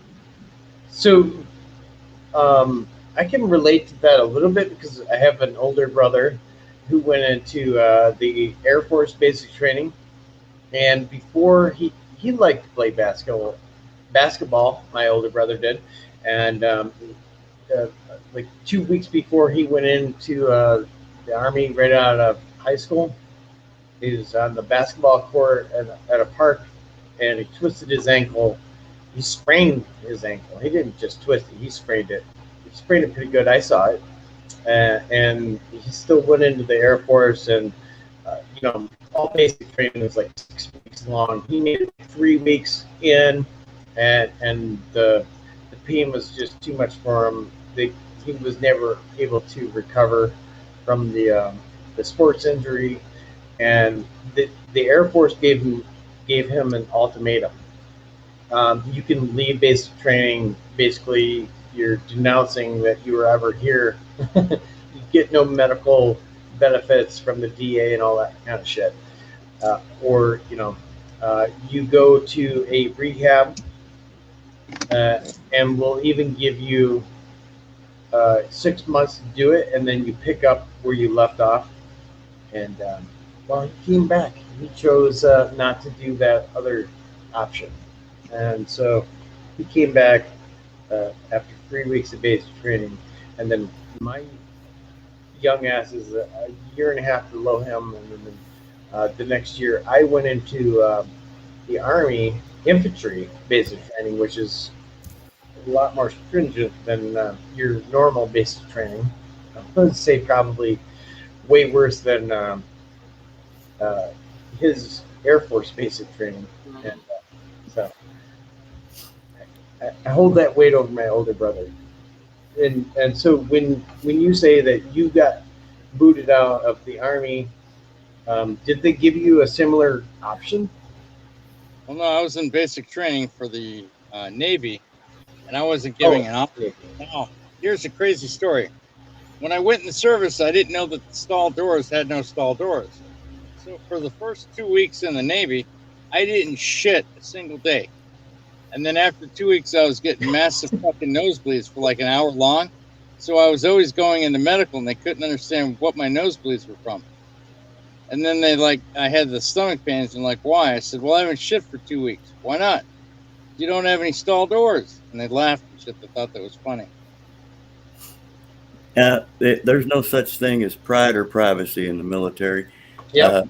You go into basic training, and if you got pride and privacy, you might as well leave that at home because it's not going to do you no good. Well, I remember back into my unit. It was 206. I remember that well. We had a sister company, 205. I came in and these guys were getting hammered by the ARPOC. I don't remember what that designation means because it's been so long. But they were having to do fucking push-ups and guys were throwing up, sweating in their own shit. I just came strolling in like I was like, on fucking break, handed it to the fucking drill sergeant, and went to my bunk and laid down and had a good time. You would be considered by my branch of the service, especially in the infantry. We defined you as pogues, like people that have it easy. Spilled my water. I want to tell you something. The first 4 days into the medical unit, I found a place where I could get greasy food. I found a place where I could watch TV and fucking smoke and chew and drink sodas and shit. I didn't know I was supposed to go and report for work with the fucking base security forces. So me and about 5, 6 other guys were just fucking hanging out all day, all night. watching TV and shit. And then when it's time for us to go back to the barracks, went back to the barracks. We didn't fucking know we were AWOL. And then we got our asses yelled at for it. I'm like, what are you going to do? Kick us out? I mean, we're already on the way out. So I got in trouble for running my mouth, as usual. So we reported to the base of operations. They did the security shit. And we were all janitors and shit, fucking swinging a mop. And, you know. M&P, what do you make of this squid? Like, what do I make of the what? What do you make of this squid? You know, I think they need to hand him a mop. you squat the decks. Arr, matey. The one thing I'm glad I never have to hear again is drop your cocks and grab your socks. Yeah, fuck. Do those push-ups, do those squats. Yeah. Do exercise. PT drill sergeant. Yeah. Yeah. What was your basic training like? Mine? Yeah. I tried to be the one that remain unseen. I didn't try to. Wait, were you Vietnam era? Not quite. You missed the tail end of it then. I'm post Vietnam. So you didn't. You weren't drafted. You volunteered. I had a brother. I had a brother that was Vietnam era. Why did you volunteer? Family tradition. Family tradition. Yes. That and my grandfather, my uncles. I had 2 uncles that died in Korea. My grandfather was a World War II vet. He's dead and gone now. Kind of like Forrest Gump. Kind of like Forrest Gump. Both of my brothers are dead and gone now. Sorry to hear that. One of them ended up a paraplegic, and not too long ago, the other one stepped out in front of a moving vehicle on a busy highway. Oh shit! Yeah. You're the only one left then? I'm it. I've got 2 sisters, so that's about it. My condolences. You know, I almost died on Valentine's Day last year. Broken heart? No. Oh, my wife's flowers and candy, and after she consumed the flowers and the candy, she sat on my face and almost suffocated. Flashbacks from being in the Navy. Horrible. But yeah, it's no big deal. I mean, my one brother, it was sad. He was totally disowned by most of my family.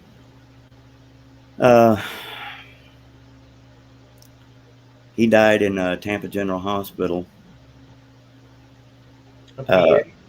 Yeah, and I've been to that VA hospital, by the way. I had him cremated and shipped home. That's the only way I could afford it. And now he sits here in my house. Wow. Nobody else wanted to have anything to do with it. I called my other brother and let him know, and he goes, "Well, good. I'm glad he's dead," and hung up. I'm like, wow. Good morning, Patrick. Good morning, Too Tall. How you doing? Fair and cloudy. Diamond says hello also.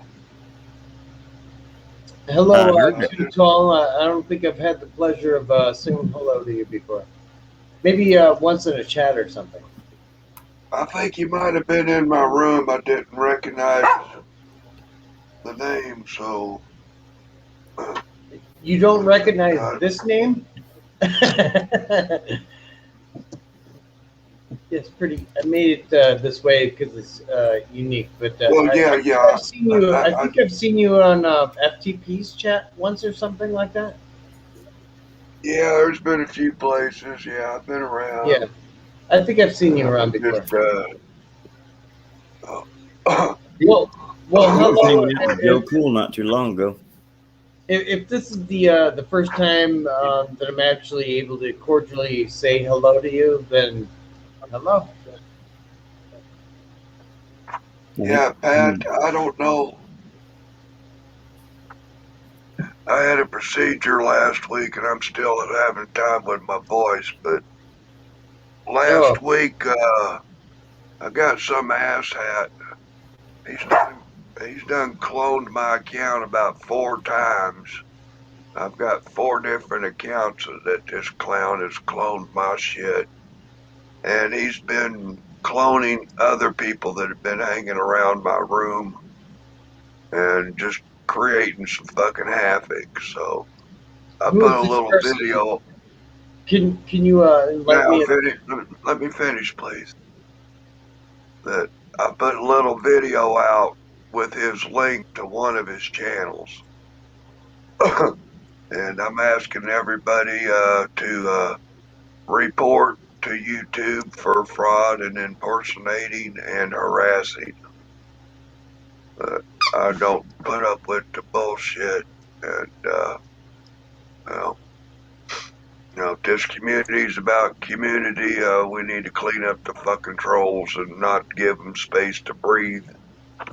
Maybe they're good for clicks and views, but keep them on your channels. I'm not in it for the clicks and the views or the bullshit.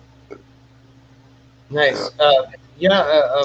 If you can link your channel, I'd love to sub you, and then I will join you in that fight. I'm like, I do not like trolls myself, and You so troll hunter.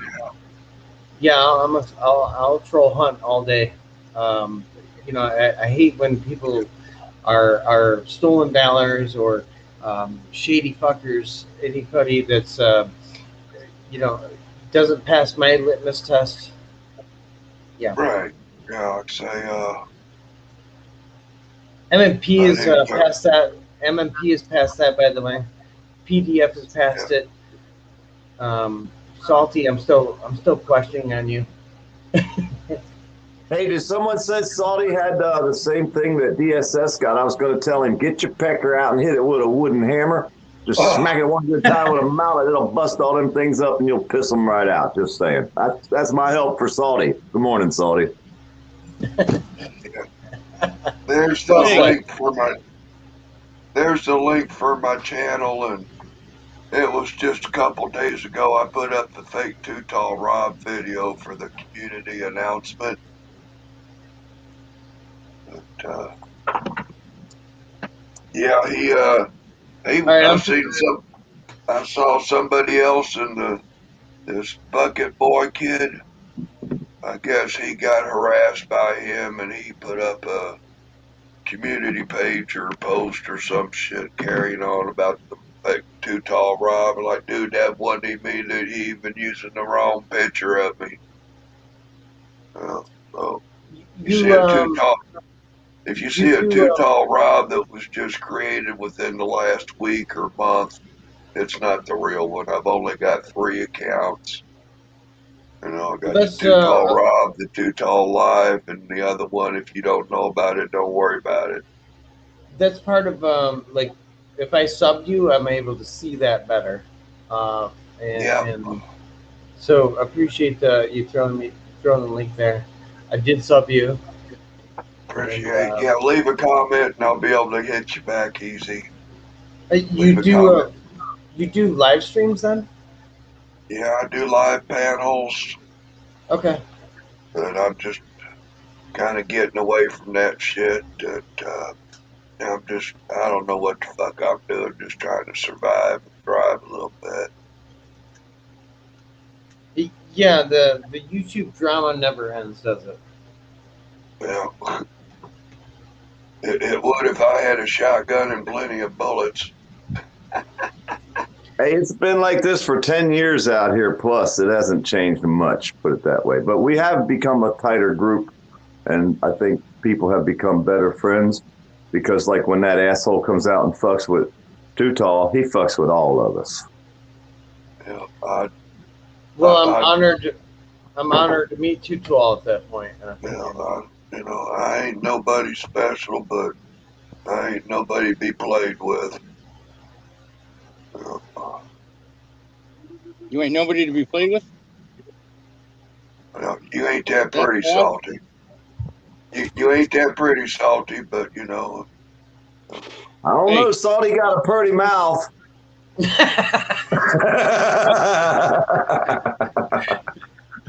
I knew that was coming. Joker, man. Good joke. He was setting himself up for that one, right? I pulled on my pants and I ran ass backwards into that one.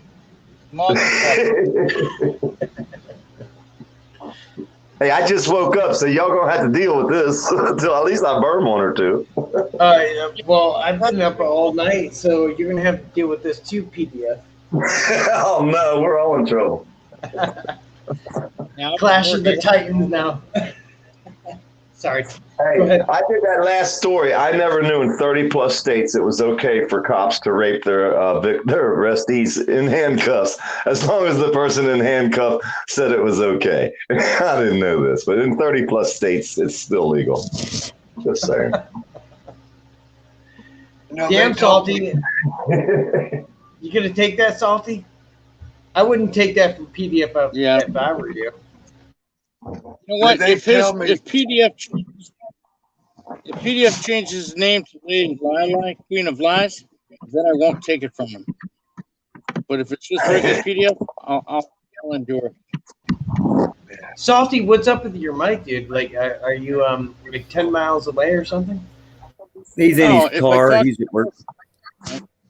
That's not an excuse. You should have like a headset or something. I don't have my Bluetooth headset with me. I didn't bring it to work. Sorry. Well, you need an alternative. You need like a wired headset too, just in case the batteries die or you don't forget to charge them or something. Well, my phone doesn't have a plug-in for headsets because it's IP68 rated. So with it on, with you guys on the live stream, I could drop it in 10 feet of water, and the fucker's still going to work. Wow. What kind of phone do you? iPhone?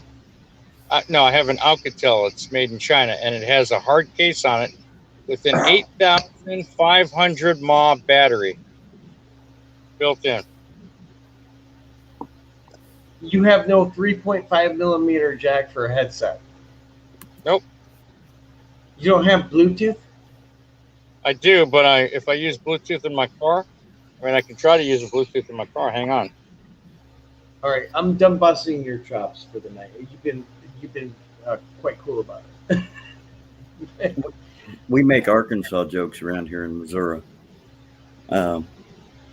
Wait, aren't they the same state? No. Missouri and Missouri are the same state. I'm pretty sure they're the same state, dude. No. It's Missouri. It's called Missouri. We just border each other. Isn't it Arky Missouri or something like that? No. Yeah. Arkansas. What do they call you people out there? Hey, what do you guys go for like out there in Missouri? I mean, down here they go like Hornets or the whatever. What is the Missouri state? What is your national bird? City Chiefs. I think it's the Hatfields or the McCoys or something. I think that was it. Hatfields and McCoys. Yeah, that probably was right. We got the Chiefs. That's our NFL team. Yeah, but wait, is that I heard in your state? Is that the Kansas side of it, or is that the Missouri side of it? It's on the Missouri side. The majority of Kansas City is in Missouri.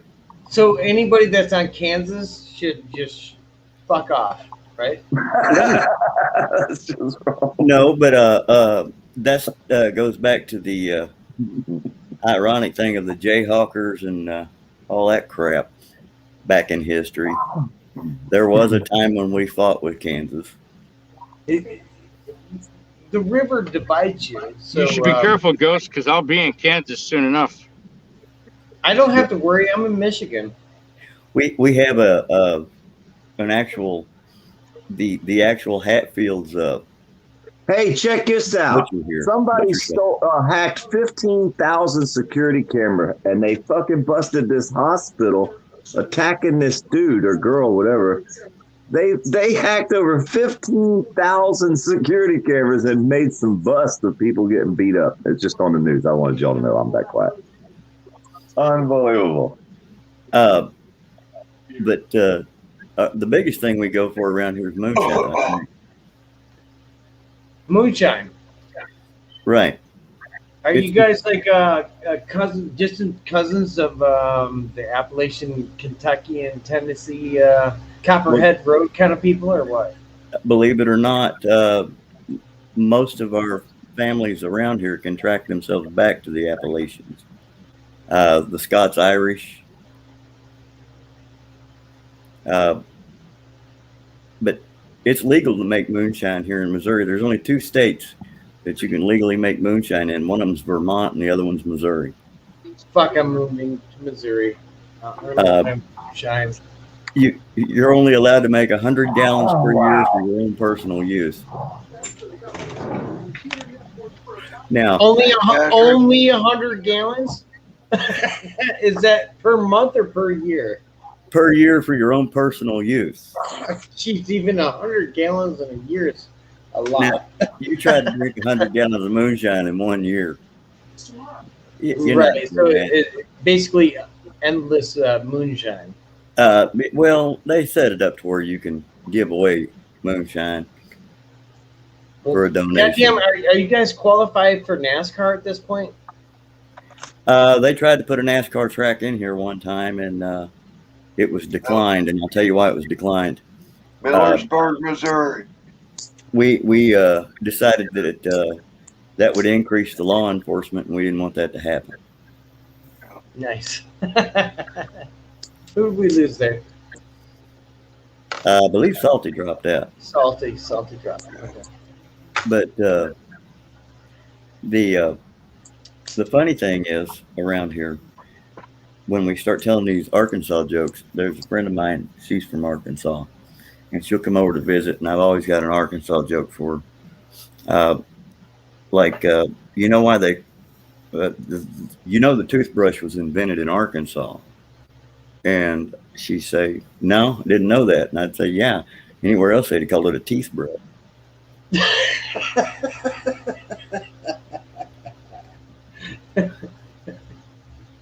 Nice.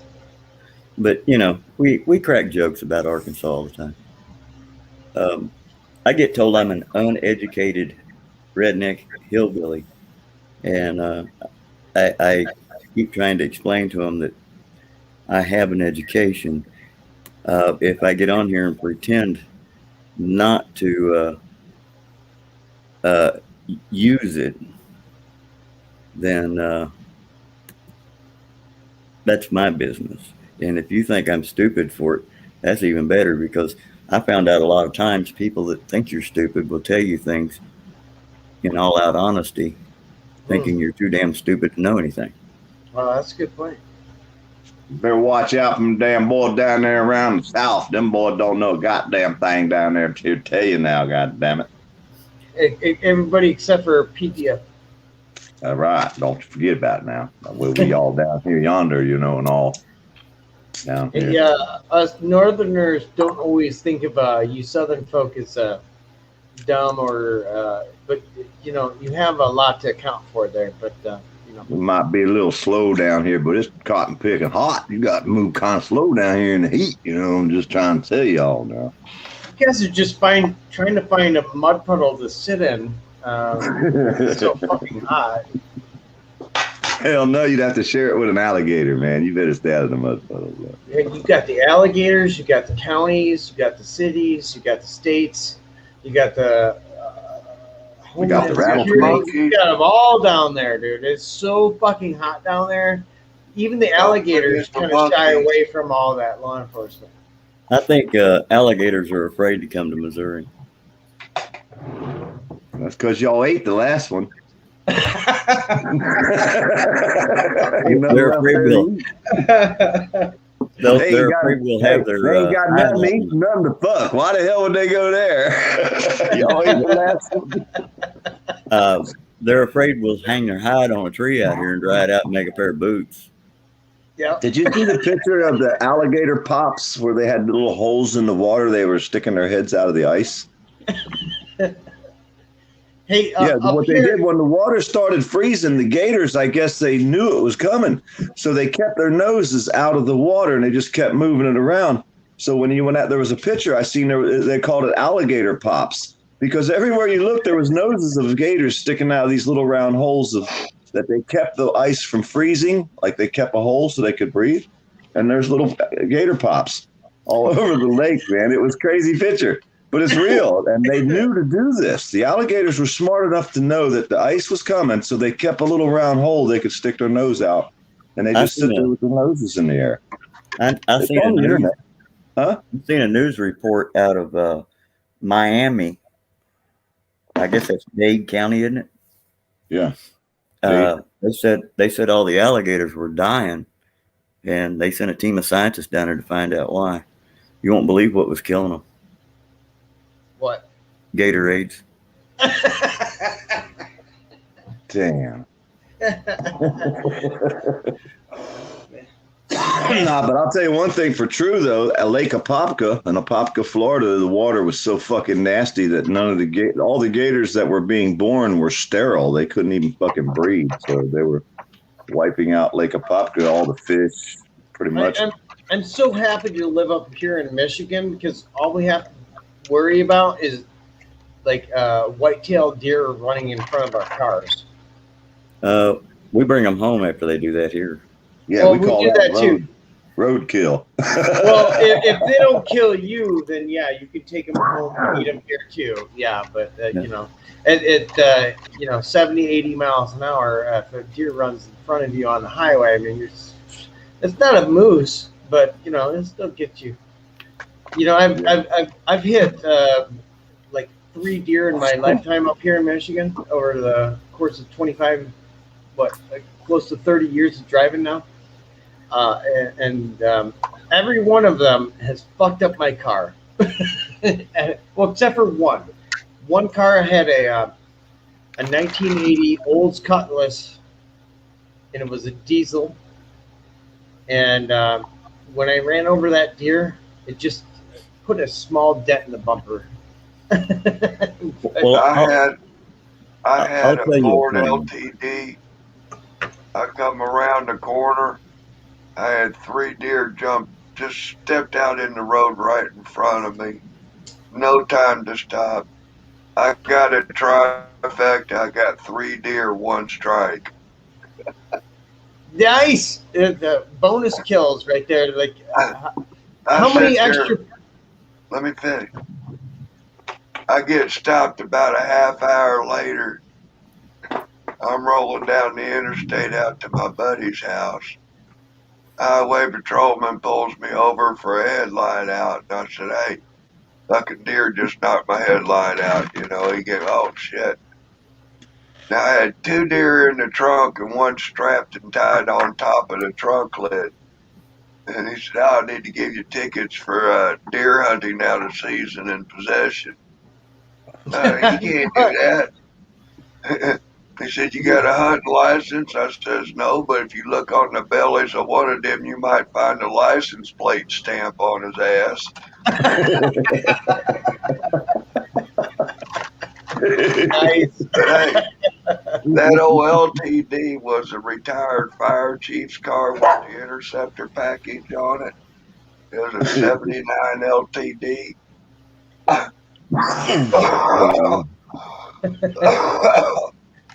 Yeah, those cars back in the day, they were tanks. You could just run them over. I sold that car. It had 45 miles till it turned $500,000. I sold that car for $500 and a quarter pound of weed. And the motherfucker, I told him, I said, I can't do it to the car. I'm not going to drive it to the $500,000 mark. But the guy that bought it, his driver didn't show up, so he needed me to drive it over to his place 4 miles over the $500,000 mark. Now I got that car. When I bought that car, it had 120,000 miles on it. That was a good old car. 120,000 on a V8. I'm pretty sure if LTD. It was a V8, wasn't it? Yeah, it was the police package. Yeah. Yeah, What a strong. LTD, Yep. it, I, it, lifetime it, of debt. it didn't run. It didn't do me too terrible on the gas. As long as I kept my foot out of it. I have a younger sister, and we had this grocery go getter, a 1986 Pontiac Grand Safari. So if you can imagine that monstrosity in National Lampoon's Vacation, Yeah, that I this hey, this car I was had the it. epitome of it. My sister managed to find the only deer in the middle of a fucking field, and it wrecked the entire car. I thought that car as a tank would have, you know, but it rolled over the top of the hood and just crushed the entire top of the car. uh, I don't had trust. Go when ahead. my father died. Uh, I inherited the old family station wagon for my fishing wagon. I had the car about it was a '73 Pontiac Grand Safari, 455. I Wait. got Doesn't that also classify as a boat? I got rear-ended by a Toyota truck with a lift kit on it. He smashed in the rear end of it about a foot and a half. I had it out at my buddy's body shop for storing, and my buddy called me up and said, "Hey, I need some storage fees. Pick me up a bottle of scotch and a case of beer." Anyway, I brought it out to the shop, and he said, "Hey, I want look out that shop window." And he said, "Tell me what you see." I looked out there, and I said, "Well, I see my old fucking wagon out there and some other cars." He said, "Well, you see past that wagon?" I said, "I see that red Dodge van." He said, "Yeah." He said, "I got to thinking, why don't I take the ass end off of that van and flare it onto the ass end of your wagon?" Okay. Oh shit. I was in St. Louis. I mean, I had the interior done on it. It was tricked out. It was sweet. Had gold wing doors on the rear and the back. Would we call this a hillbilly limousine? Yeah, I was. I was at the gas station in St. Louis, and Bob Chandler's son, if you know of the Bigfoot trucks, Yep, monster trucks, I remember. his son was fascinated with my car. And how you doing? What the fuck is this? Can I take a peek inside?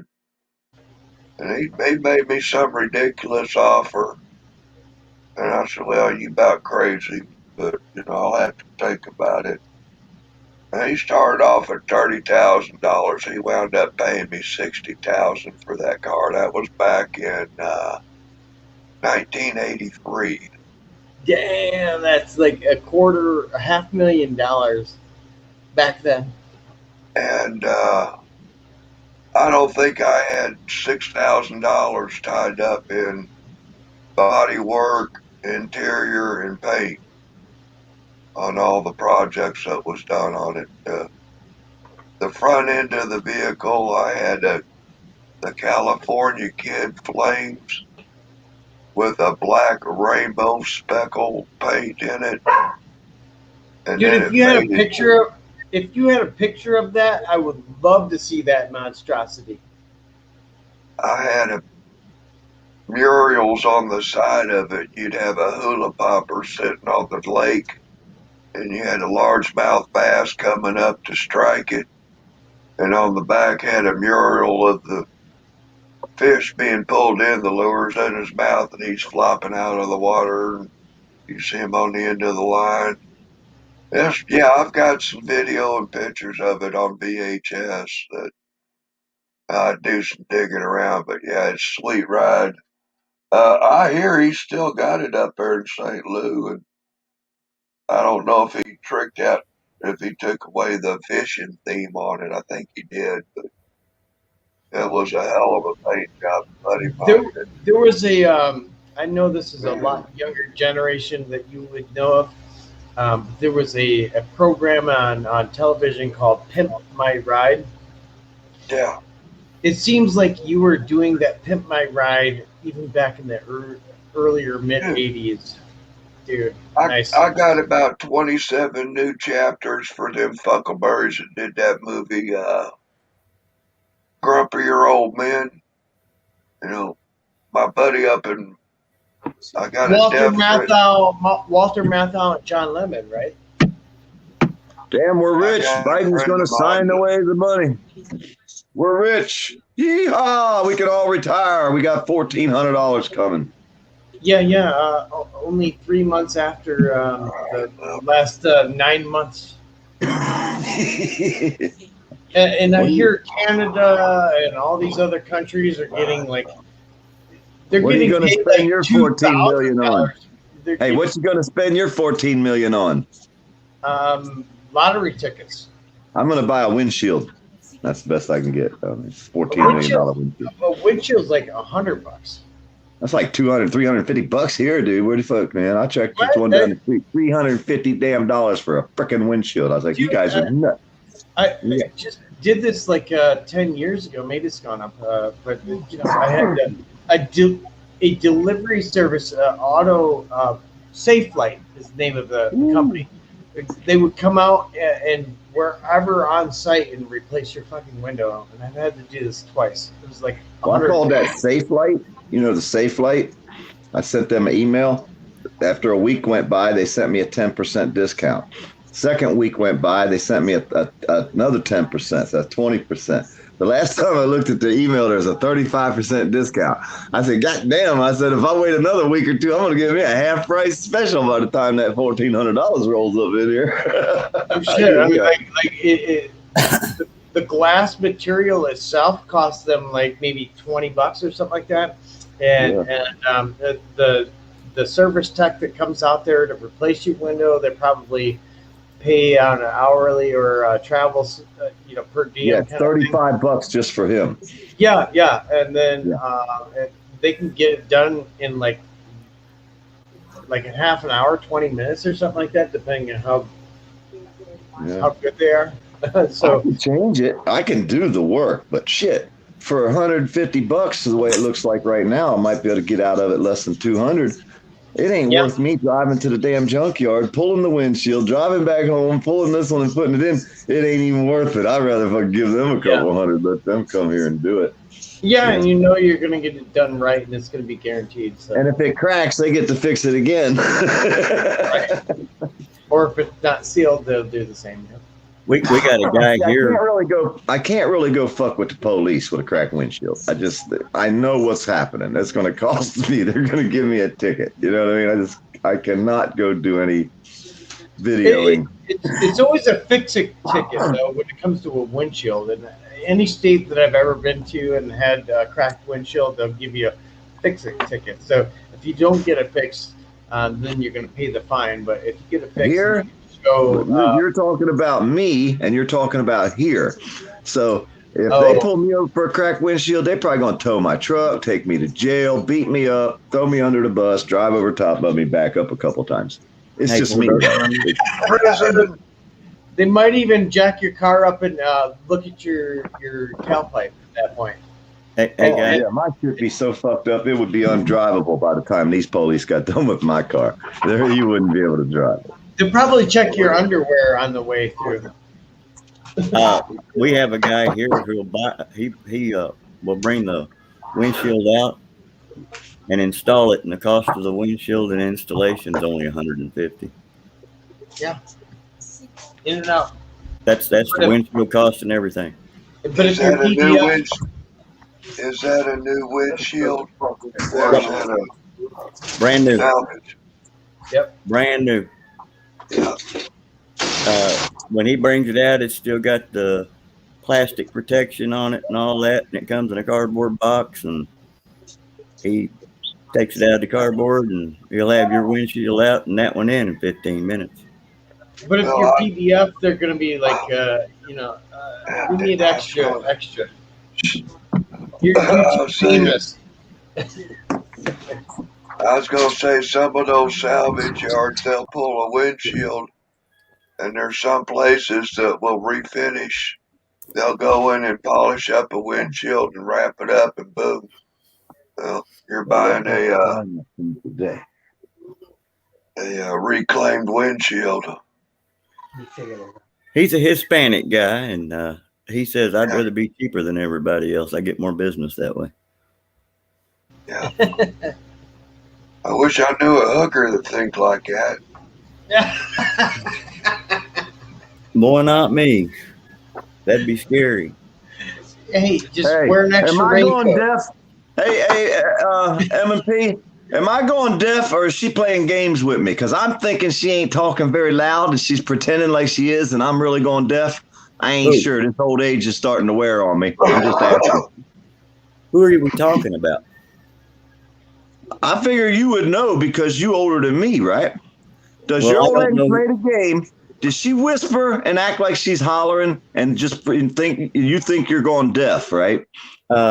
Is this real or is this memory? Huh?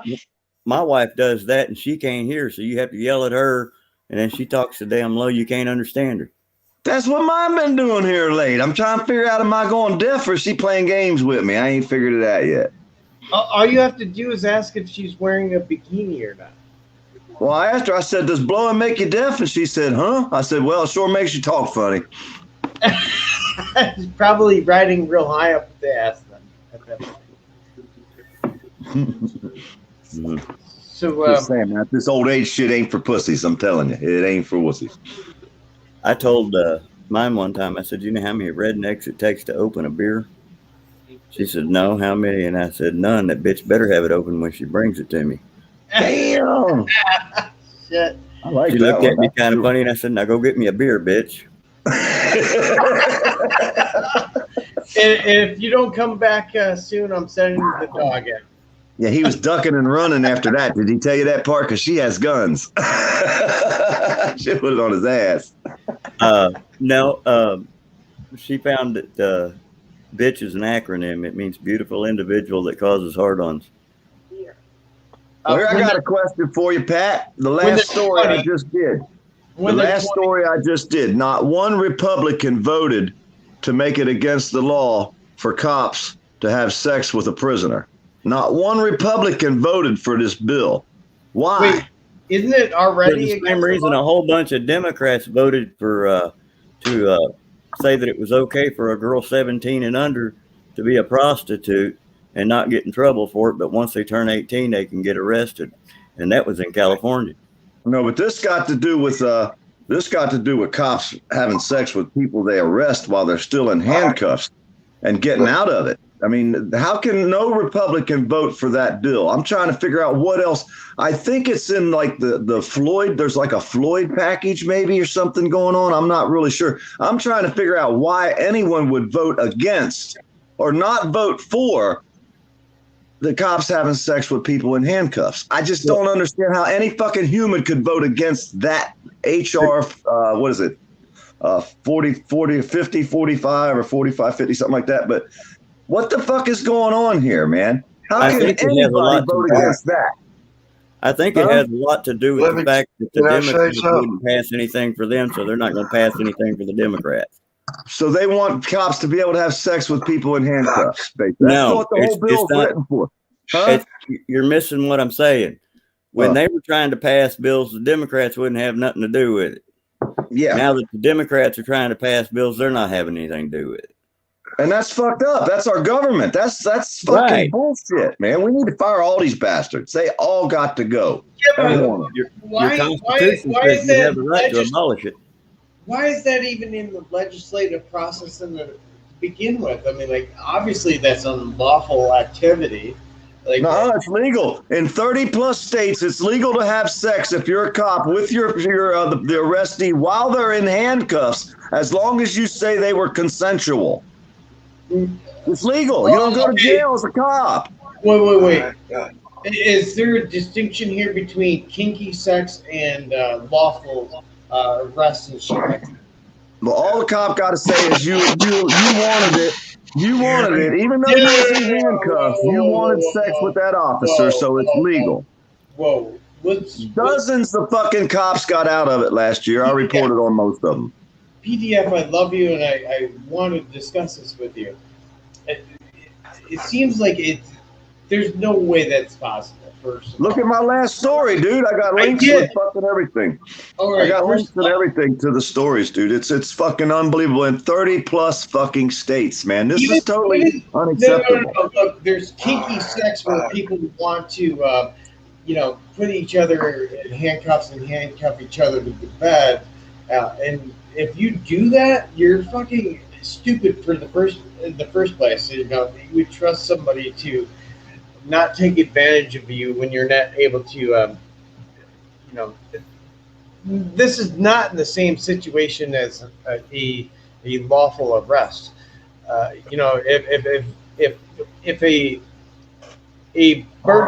If a burglar fucking breaks into your house and runs away, and then they're gonna get captured by the police, the burglar, you're saying then at that point can say, well, there was role play, there was handcuffs involved. No, there's not. We're talking under arrest, man. While you are under arrest by a law enforcement officer in handcuffs in 30 plus states, he's allowed to have sex with you if you fucking want it. No. And all you gotta say is you asked for it, and he gets out of it. PDF, it sounds like you're taking it out of context. No, it's the law. It's the law, dude. They passed a bill. They're trying to pass a bill through the Senate right now. Right now. It's trying to go through the Senate soon. That makes it against the law to have sex with your prisoners, because in 30 plus states, it's not against any law to have sex with your prisoner while they're even in handcuffs. Wait. In this politically correct world, there's no way that that's going to happen. Dude, I don't make this shit up. I just report the story. If there's a bill being introduced into legislation, there is. I'm like sitting there.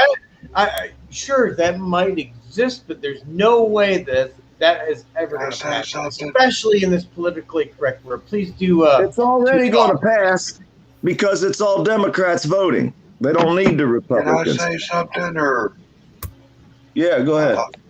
I'm not going to interrupt, but one of my fondest sexual experiences was behind the walls of Missouri Penitentiary with a female officer that was giving it to me. Actually, you were raped, dude. It's plain and simple. You were raped. I know you can't rape the willing, but in legalities, she raped you. You was fucking abused by the system and the people in charge of it, because you may or may not have accepted that invitation if you was free. Yeah, I would have. Yeah, if I was free, she was good looking. And she was redheaded too. I'm just saying, man, if there's a law that says they're not, and here's the worst part of this new bill they're writing. They're going to make it a class 6 felony. Have you ever heard of a class 6 felony? It's like right next to a misdemeanor. I don't know. It depends on what state. If it's federal. It's going to be federal. It's not state, because it's going to be a federal law. The bill's being run through right now is a federal bill. It's going to make it illegal in all the states, because right now 30 plus states says it's okay to have sex with your fucking prisoner if the prisoner consents to it. No, it can't be that way, because all the cop has to say, like the 2 New York cops that fucking had that 18-year-old girl in their van, they got out with probation because they said, well, she wanted it. Well, that's because y'all was going to arrest her for weed, and you said, well, if she does this, you'll let her slide. That means she wanted it? No, they fucking raped her, and they got out of it with probation. It's rampant, man. People don't even understand how bad the sexual deviants of the world are. PDF, did Jeffrey Epstein kill himself? Who? Jeffrey Epstein. Oh, hell no. I don't believe you could hang yourself in a federal prison. I've been in them, motherfucker. I've been in federal prison. And you ain't nowhere to tie no rope to above you to hang yourself. I'm sorry. It ain't going to work. Don't trust that. That's bullshit. They murdered him, or he's still alive on another island somewhere being hid out in Tahiti or something. He did not hang himself in a fucking federal cell. There's nowhere to do it. Just saying. Did you see all the protocols that was violated with his corpse in the scene of that Epstein? Oh, yeah. Cameras accidentally got turned off. Come on, man. Let me finish. All the violations of that corpse handling and crime scene and stuff, that's very indicative to the switch and bait of the corpse. Yeah. Which there's been some evidence that was put out about the Epstein, and that there was a corpse that they used, that they've been working on that. I think they identified the corpse that they called Epstein. Can I say something? Oh, it's your show, bro. Yeah, go ahead. Maybe the Republicans didn't vote for it because they wanted a stiffer penalty than just the class whatever felony. Yeah, no, that's what I was saying. You know, it's like most of my stories, I like to ask a question. And even with this one, I'm like, why did they not vote? Why did not one single Republican vote for a bill that would make it against the law to rape your prisoners and say that they consented?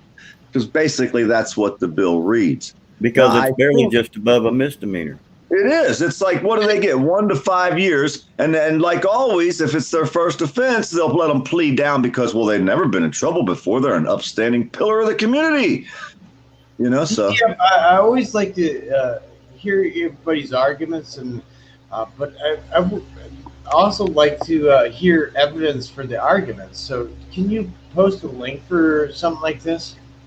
Oh, it's my last video I put up yesterday. It's got all the links in it for the whole story. And it's actually only one newspaper. This one place is the only place that put this story. Not one public news broadcast has ever reported this story. You can search YouTube, Google, you can search Yahoo. You won't find a fucking newspaper that reported this story, but this like one guy and then this other one that nobody watches, they reported it. But it's no news agency put this on the news. Is this one titled "Closing Law Enforcement Loopholes"? Yep. And it's not been on any news channel. Not ABC, NBC, CBS. None of them will report this. You go look in the newspaper on Google, try to find a news clipping from any well-known newspaper. You won't find it. They did not report this. Why? Why would the Democrats not report it? You'd think they'd be out there saying, hey, look, we're voting for this and no Republicans did. You know? No, you would think they'd say, no, we want stiffer penalties than just a little above a misdemeanor. Or the Republicans should stand up and say, hey, that's not enough. But see, now the Republicans are also voting against another bill that they're trying to vote for that I guess it's the George Floyd thing going on. I don't even know what that bill is. I haven't read that one yet. I barely got through this one yesterday. Well, I'm still trying to figure out why most of the Black Lives Matter people are Democrats when Democrats are the ones that brought them slavery. They're hollering for reparations, and when they holler for reparations, are they going to make the Democrats pay that? Because they're the ones that own the slaves. Kind of switched since back then. You know, I think the Democrats pretend they're for the poor, and pretty much everybody knows Republicans are for the rich. Well, I'm neither Democrat nor Republican. So I'm neither Democrat nor Republican. Me neither. I'm not political. I am a constitutionalist. I like girls. Constitution is not law. I just like girls. I can't help it. I'm not Democrat or Republican. I like females. And your Bill of Rights says if you're not happy with your government, you can abolish it. My Bill of Rights says she has to not wear a bra when I'm at home. Oh, wait a minute. That's a whole different one.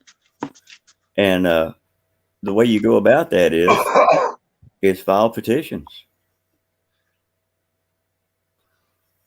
It don't work, though. The system don't work. That's what I've been trying to argue with Maddie for the past fucking 6 months. I don't care what the law says. I don't care what the bill reads. I don't care what the fucking Supreme Court said. If they don't follow their rules, I mean, they arrested Maddie for wiretapping. Maddie called the police department. The state police officer answered the phone.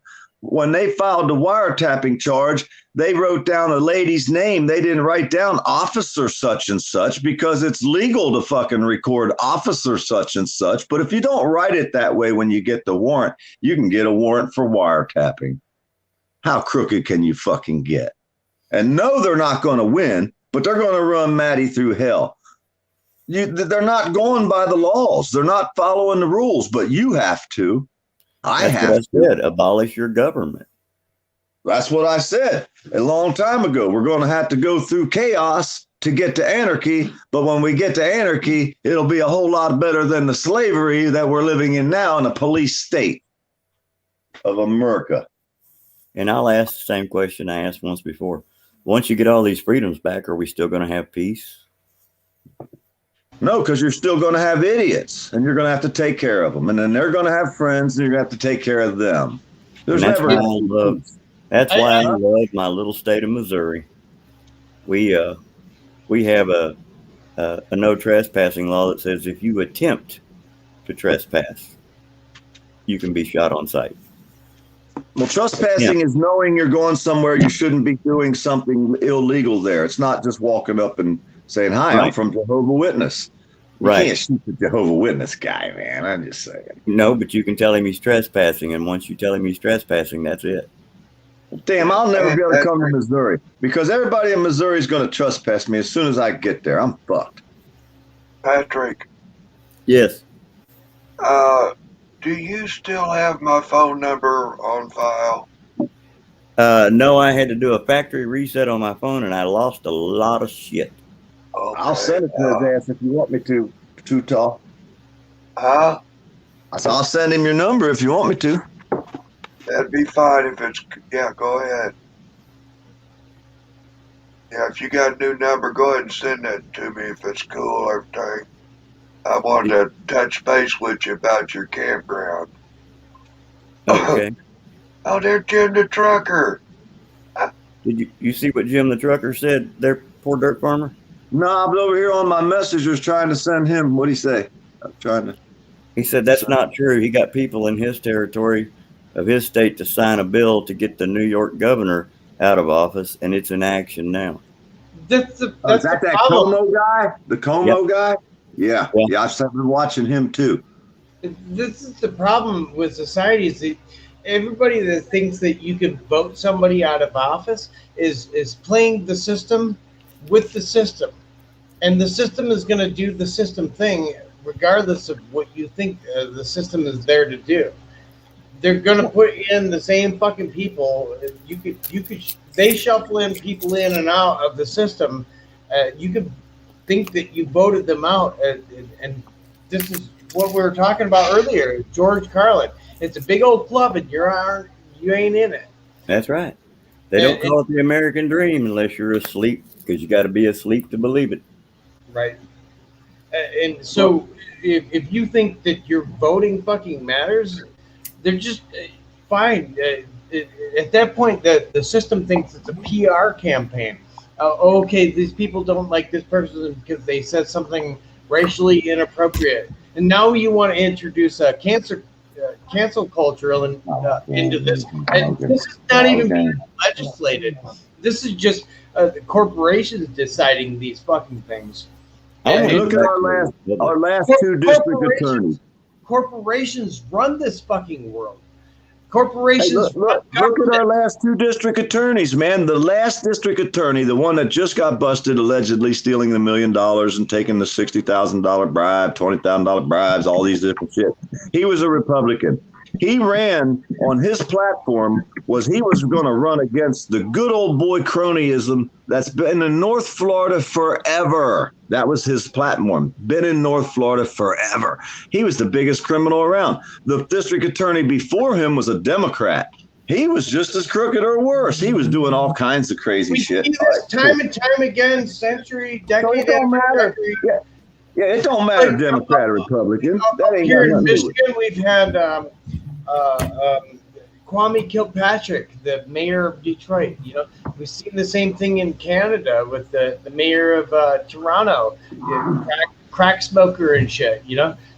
This what we're talking about is like these stories only reach our ears because they don't want to play ball anymore. For some reason, they want to just cast them out. And who knows if the stories are true or accurate or not? You're depending on the mainstream media to report this as truth. And when the mainstream media is lying to you for a long, long time 20, 30, 40 fucking years, 50 years. I got a perfect example. When I got in trouble, the lamestream media took the official press release that the cops told them to write. They wrote down I was a 2-time convicted felon with a firearm. I had never been convicted of anything.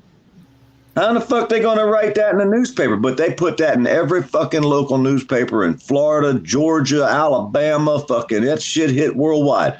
Fucking so now anytime anybody types my name in on Google, they're going to read an article that I was a 2-time convicted felon with a firearm, with a grow house, with $500,000 worth of fucking machine gun and all this other shit I had. But I had never been convicted. I might have had the gun. I might have had the weed, but I had never been a convicted felon. But yet just writing that about someone will destroy them forever. Like Tutal says, when these fucking people come out here and say this shit over and over and over again, even though everybody out here knows it's not true, they'll say it just like the politicians do. If we say it enough, someone will believe it.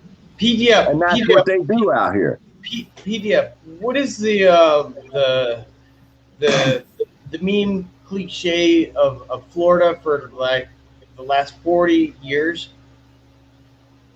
Go down on vacation, leave on probation, return on violation. There you go. Right. So the thing here is that Florida is every bit of the system. Like they play this, well, we're going to lift the mask mandate. This whole divide and conquer stuff is going on. All of the states are controlled. I don't care how much you want to think that Florida. We never had a mask mandate. Our Florida was never really closed down. It doesn't matter. It's a nationwide thing. Like corporations are playing into this. So, like when I was, building the house for my mom down south, in the state didn't mandate mask wearing, but if you went to a Lowe's or a Home Depot or a Walmart, they made you fucking put on the mask so that you could go in there. So it's the corporations that run this world. It's not the states. The states can say, "Oh, well, we're not going to mandate." Small businesses, the bars and restaurants, the local bars and restaurants, go ahead and don't wear your mask. That's fine. But the corporations don't have to abide by that shit because it's a fucking global conglomerate. There's no fucking state control anymore. Can I say something? Please do. This country was not designed to be a democracy. It was designed to be a republic. Yep. And the difference between a democracy and a republic, it's two wolves and a sheep sit down to discuss what they're going to have for dinner. Now that's democracy. You get it. In a Republican world, not Republicans like you're thinking, not Republican Democrat, but in a republicy, I'll put it that way. Wait. In a republicy, that sheep has the right to shoot both of them wolves.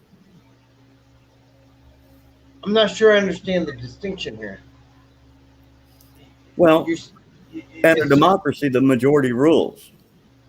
But that does not exist when we're living in a corporate and technocracy.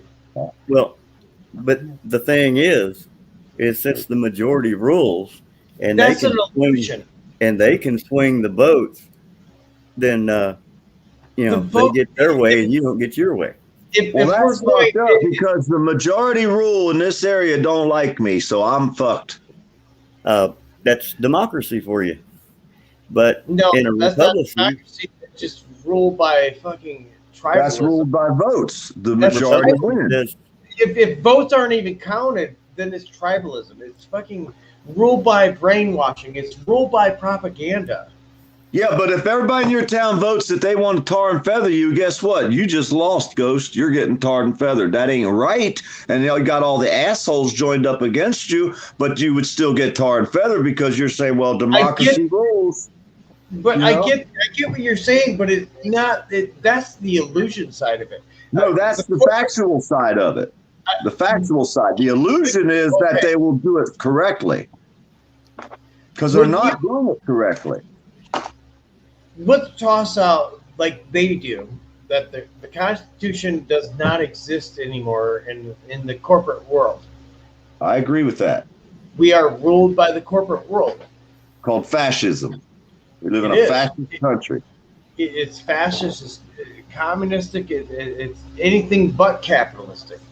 Well, it's more socialist than it is communist, but if you go with the fascist, fascism means that the people who have the money control the government. That is the people who advertise, the people who own the businesses, which are the government, because the only people who can afford to own these businesses or the major control of stocks in these businesses are the rich government officials. So everything's run by the advertisement. I mean, they're not going to advertise on my page. Dirt Farmer will never make a dime on his fucking YouTube page. They will make sure of I will never make no money because that's corporatocracy. That's corporatocracy. That's fascism.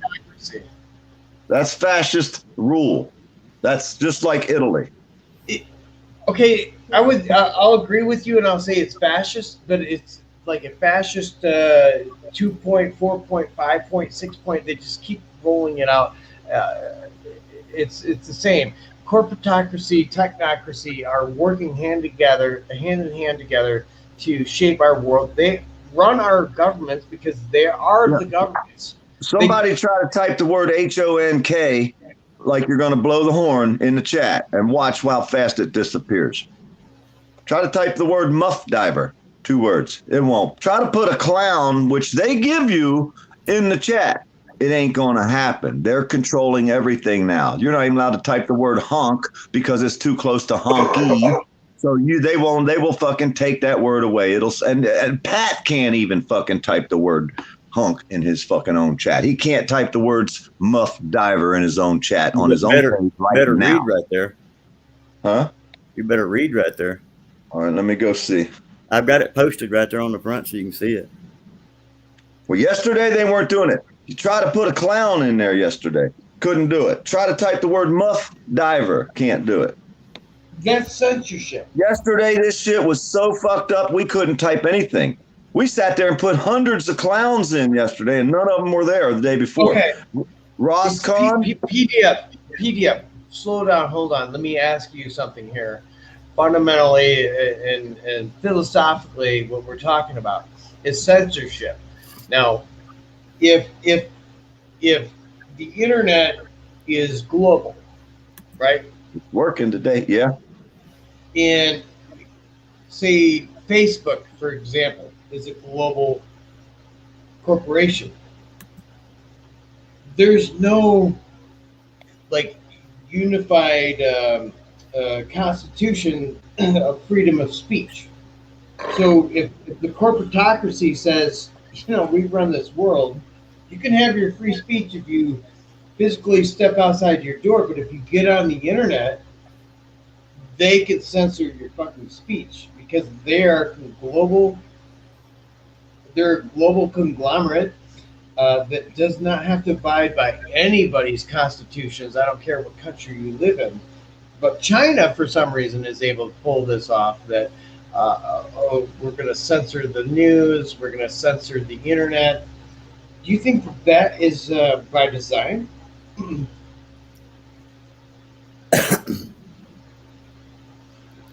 America, do you want me to redefine this a little, rephrase it a little better?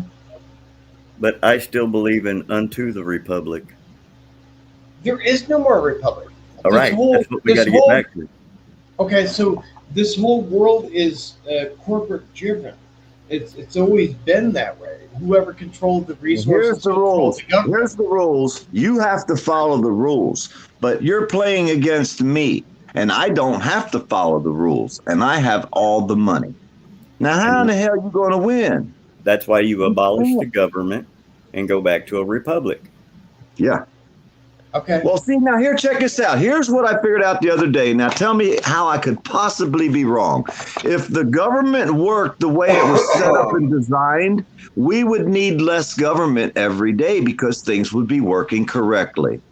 They don't want things to work correctly because they need more government. That way they don't lose their job. Because if your budget was balanced, you wouldn't need a guy to budget if everything was legal and everybody was following the law, you wouldn't need so many cops. They don't want the system to work properly because they will lose their jobs. So if we don't need them, if we don't have a problem, so they create the problems. The Hegelian dialectic all over again. The whole purpose of government is to create problems, to create solutions, right? And this is what we've seen especially hyper since 9/11. They created it. They've produced fucking all kinds of propaganda and hoaxes and all kinds of events to make people, the American, it's fear. They drive it off of fear, and they control the media. They control the government. The government is run by corporations. All the fucking leaders in government are always, CEOs and presidents of munitions or Walmarts and shit like that. It's like the virus protection guy. He sells a virus protection for your computer. Everybody's protected. Guess what? We don't need a virus protection now. Well, guess what? The virus protection guy's brother puts out a new virus. Now you got to buy a new virus protection. Damn. That's the same way the government works. I have said that for fucking over 20 years. That's the same way the government works. Because it's a scam. Like the people that you own a computer, if you get viruses, then the virus protection is protection against the viruses. The people that are creating the viruses to sell you the protection for the viruses. Exactly. Our government works the same way. The government creates the problem so that you have to pay them to fix it, and then they create a new one. COVID is the human in real life virtual, like the in real life version human of virus. The virtual virus. Yeah, this COVID is the fucking lie.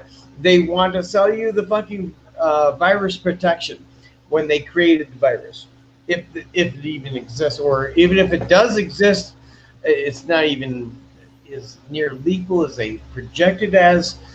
So we're being lied to all the fucking time. They create the problem, create the fear, and then hand you a solution. There's over 100,000 people in this one little area of these small counties around this area. I counted it up yesterday. There's well over 100,000. And there's like 10,000 people in all these counties that actually supposedly have this beer flu. So out of over 100,000 people, 10,000 people caught it. What's the percentage of that?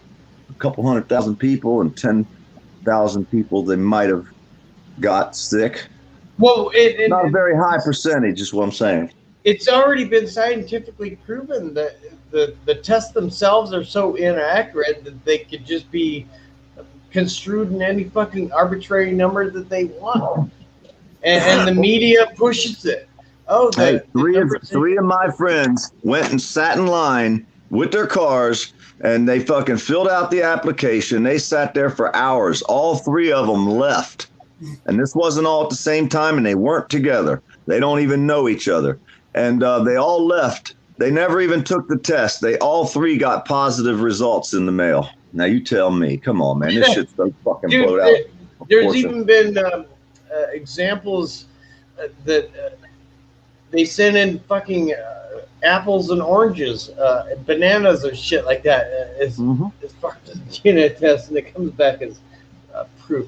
I don't know how much of this you want to trust as far as information. Put it this way: have you ever trusted your government fully?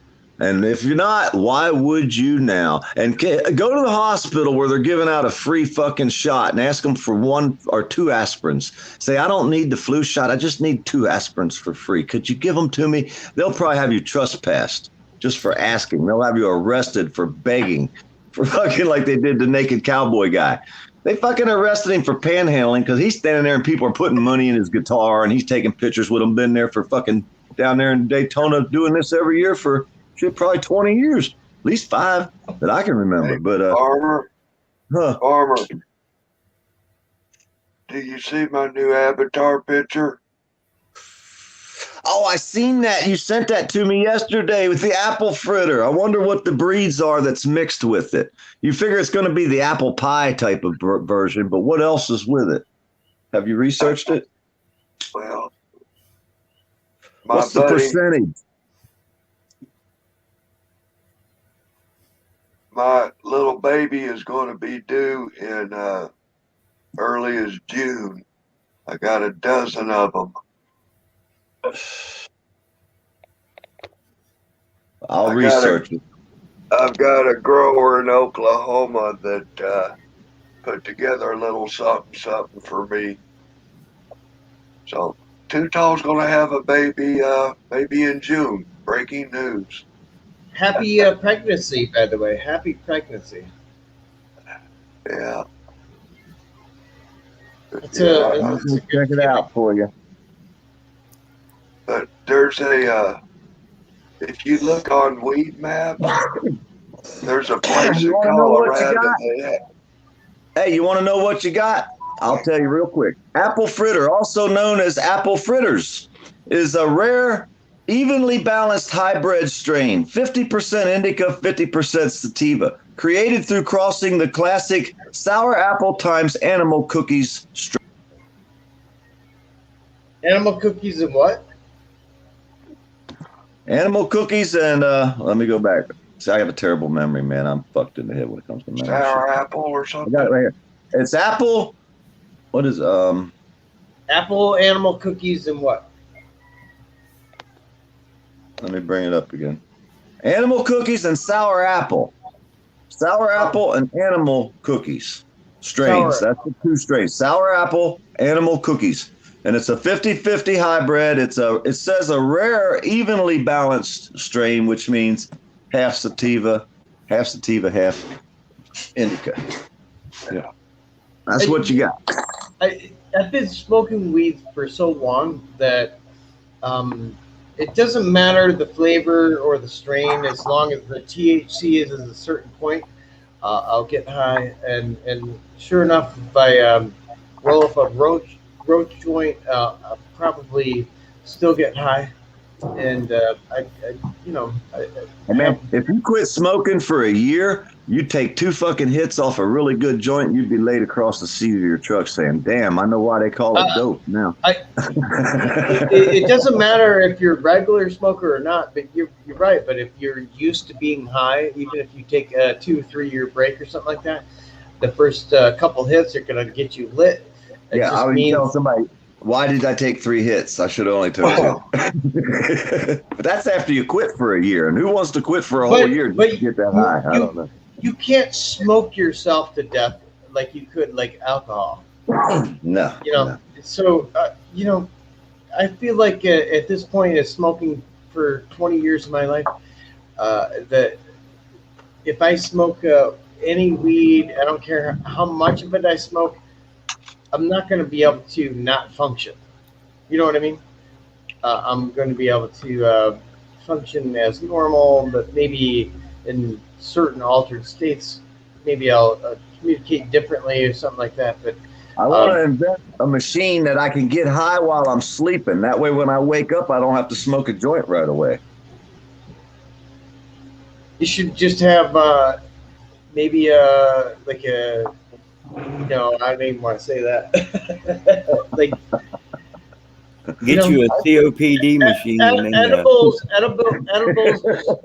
Just put it in your scrambled eggs in the morning when you wake up, and then you. I need a nurse that'll blow me shotguns while I'm sleeping. That's all. Just go ahead and. Patrick, I got something in the basement. Can I share? I don't want it on my channel because somebody will call and bitch. They sure will. That's why I didn't bring it up. They have to get it.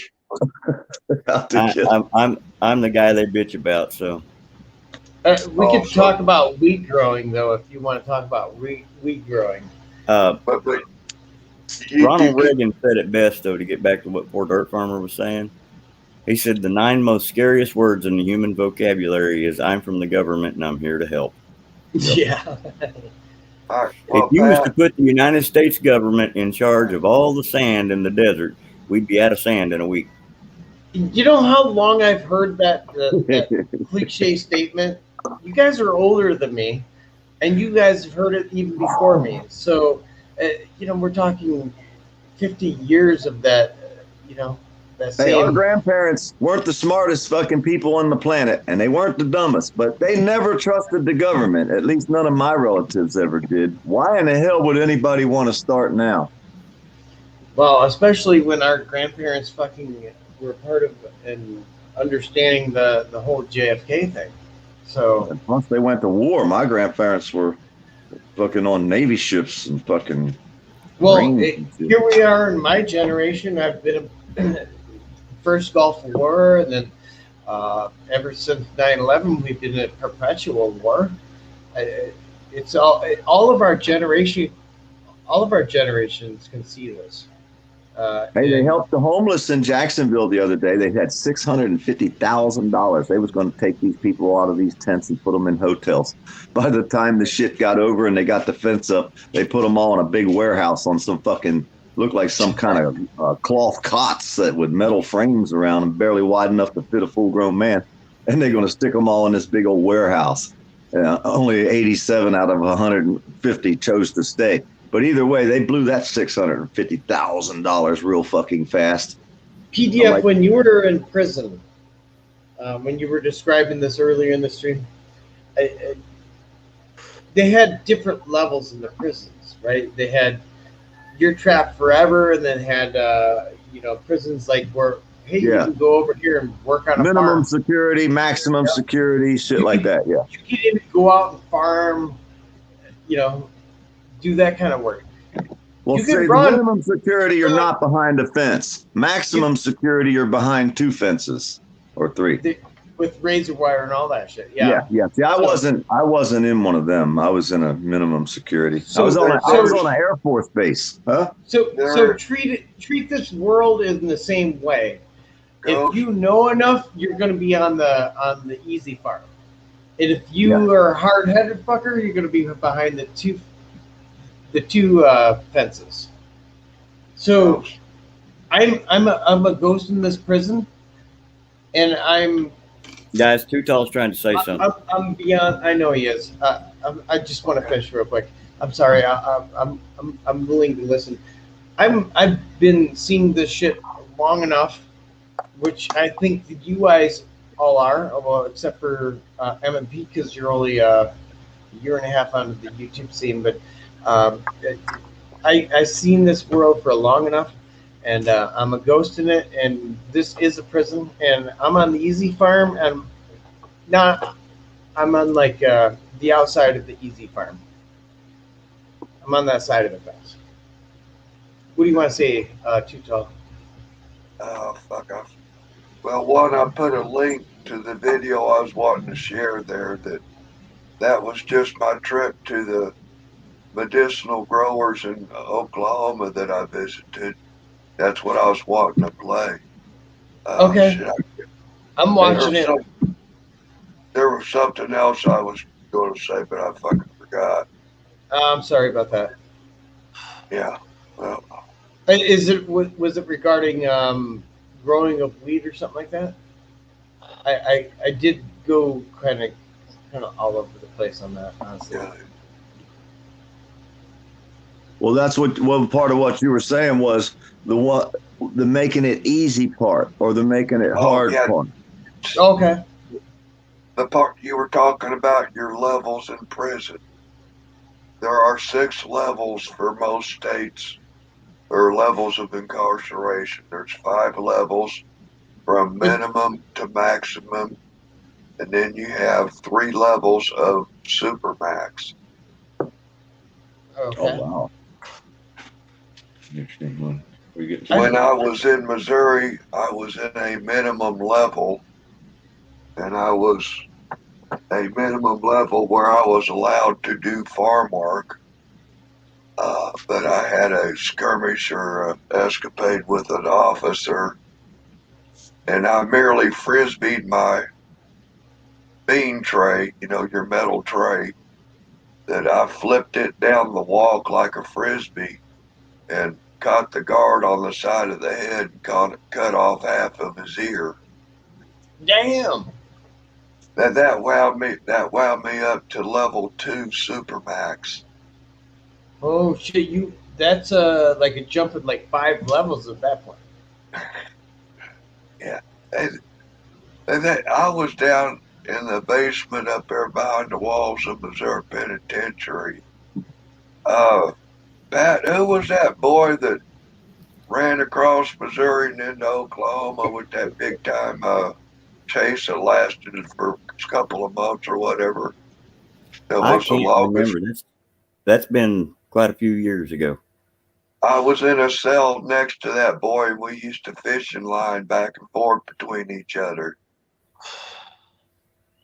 And a couple of those Aryan brothers that was pretty had havoc in Missouri. I knew them while I was up in different levels of Supermax when I was coming out of the dungeon. Would you be comfortable in saying how long you were in? 7 years. That's hell, blood. That's fucking hell, Rob. That's fucking Yeah, hell. I was in Columbia, Missouri. They had a drug bust, the war on drugs. I'm in a bar and I got this buddy of mine that's out there in the parking lot smoking joints and carrying on when we take breaks. Them parties go at the parking lot of the bar. Everybody's inside, go outside and smoke a joint. Hell, Yeah, I remember those days. This boy infiltrated our crew, and he's a friend of mine. And boy, Rob, that's a good week. Can you give me some? Well, yeah, I know a guy. I know the guy. Give me your money. I'll see you tomorrow night. Basically, 33 times this boy gave me his money. See you tomorrow night. When we met up when I was in an intoxicated state, conspired me to purchase him drugs.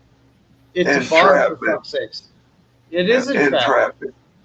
Yeah, you're inebriated, and that's why they're setting up at the bars to do it. Guys, I hate to do this, but it's 4:30 in the morning where I'm at, so I'm gonna have to go to bed. Lightweight. Damn right. Damn lightweight. We've been on this for almost 3 hours.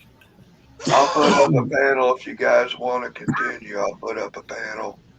Yeah, I'll join. Yeah. Good night, everyone, and appreciate you stopping by. Too tall, Dwight. Yeah, come on over, you guys. Patrick. M&P, man, much love. Thank you so much I'll for get having your number. I'll be in touch with you soon, brother. Okay, and once again, guys, by Coda, be ye kind one to another. Yeah, nice. Stop the hate. Nice. Be nice. But Pat, are you doing okay, man? Oh, I'm doing 100%. Other than my twisted up ankle. There you go. Wait a minute here.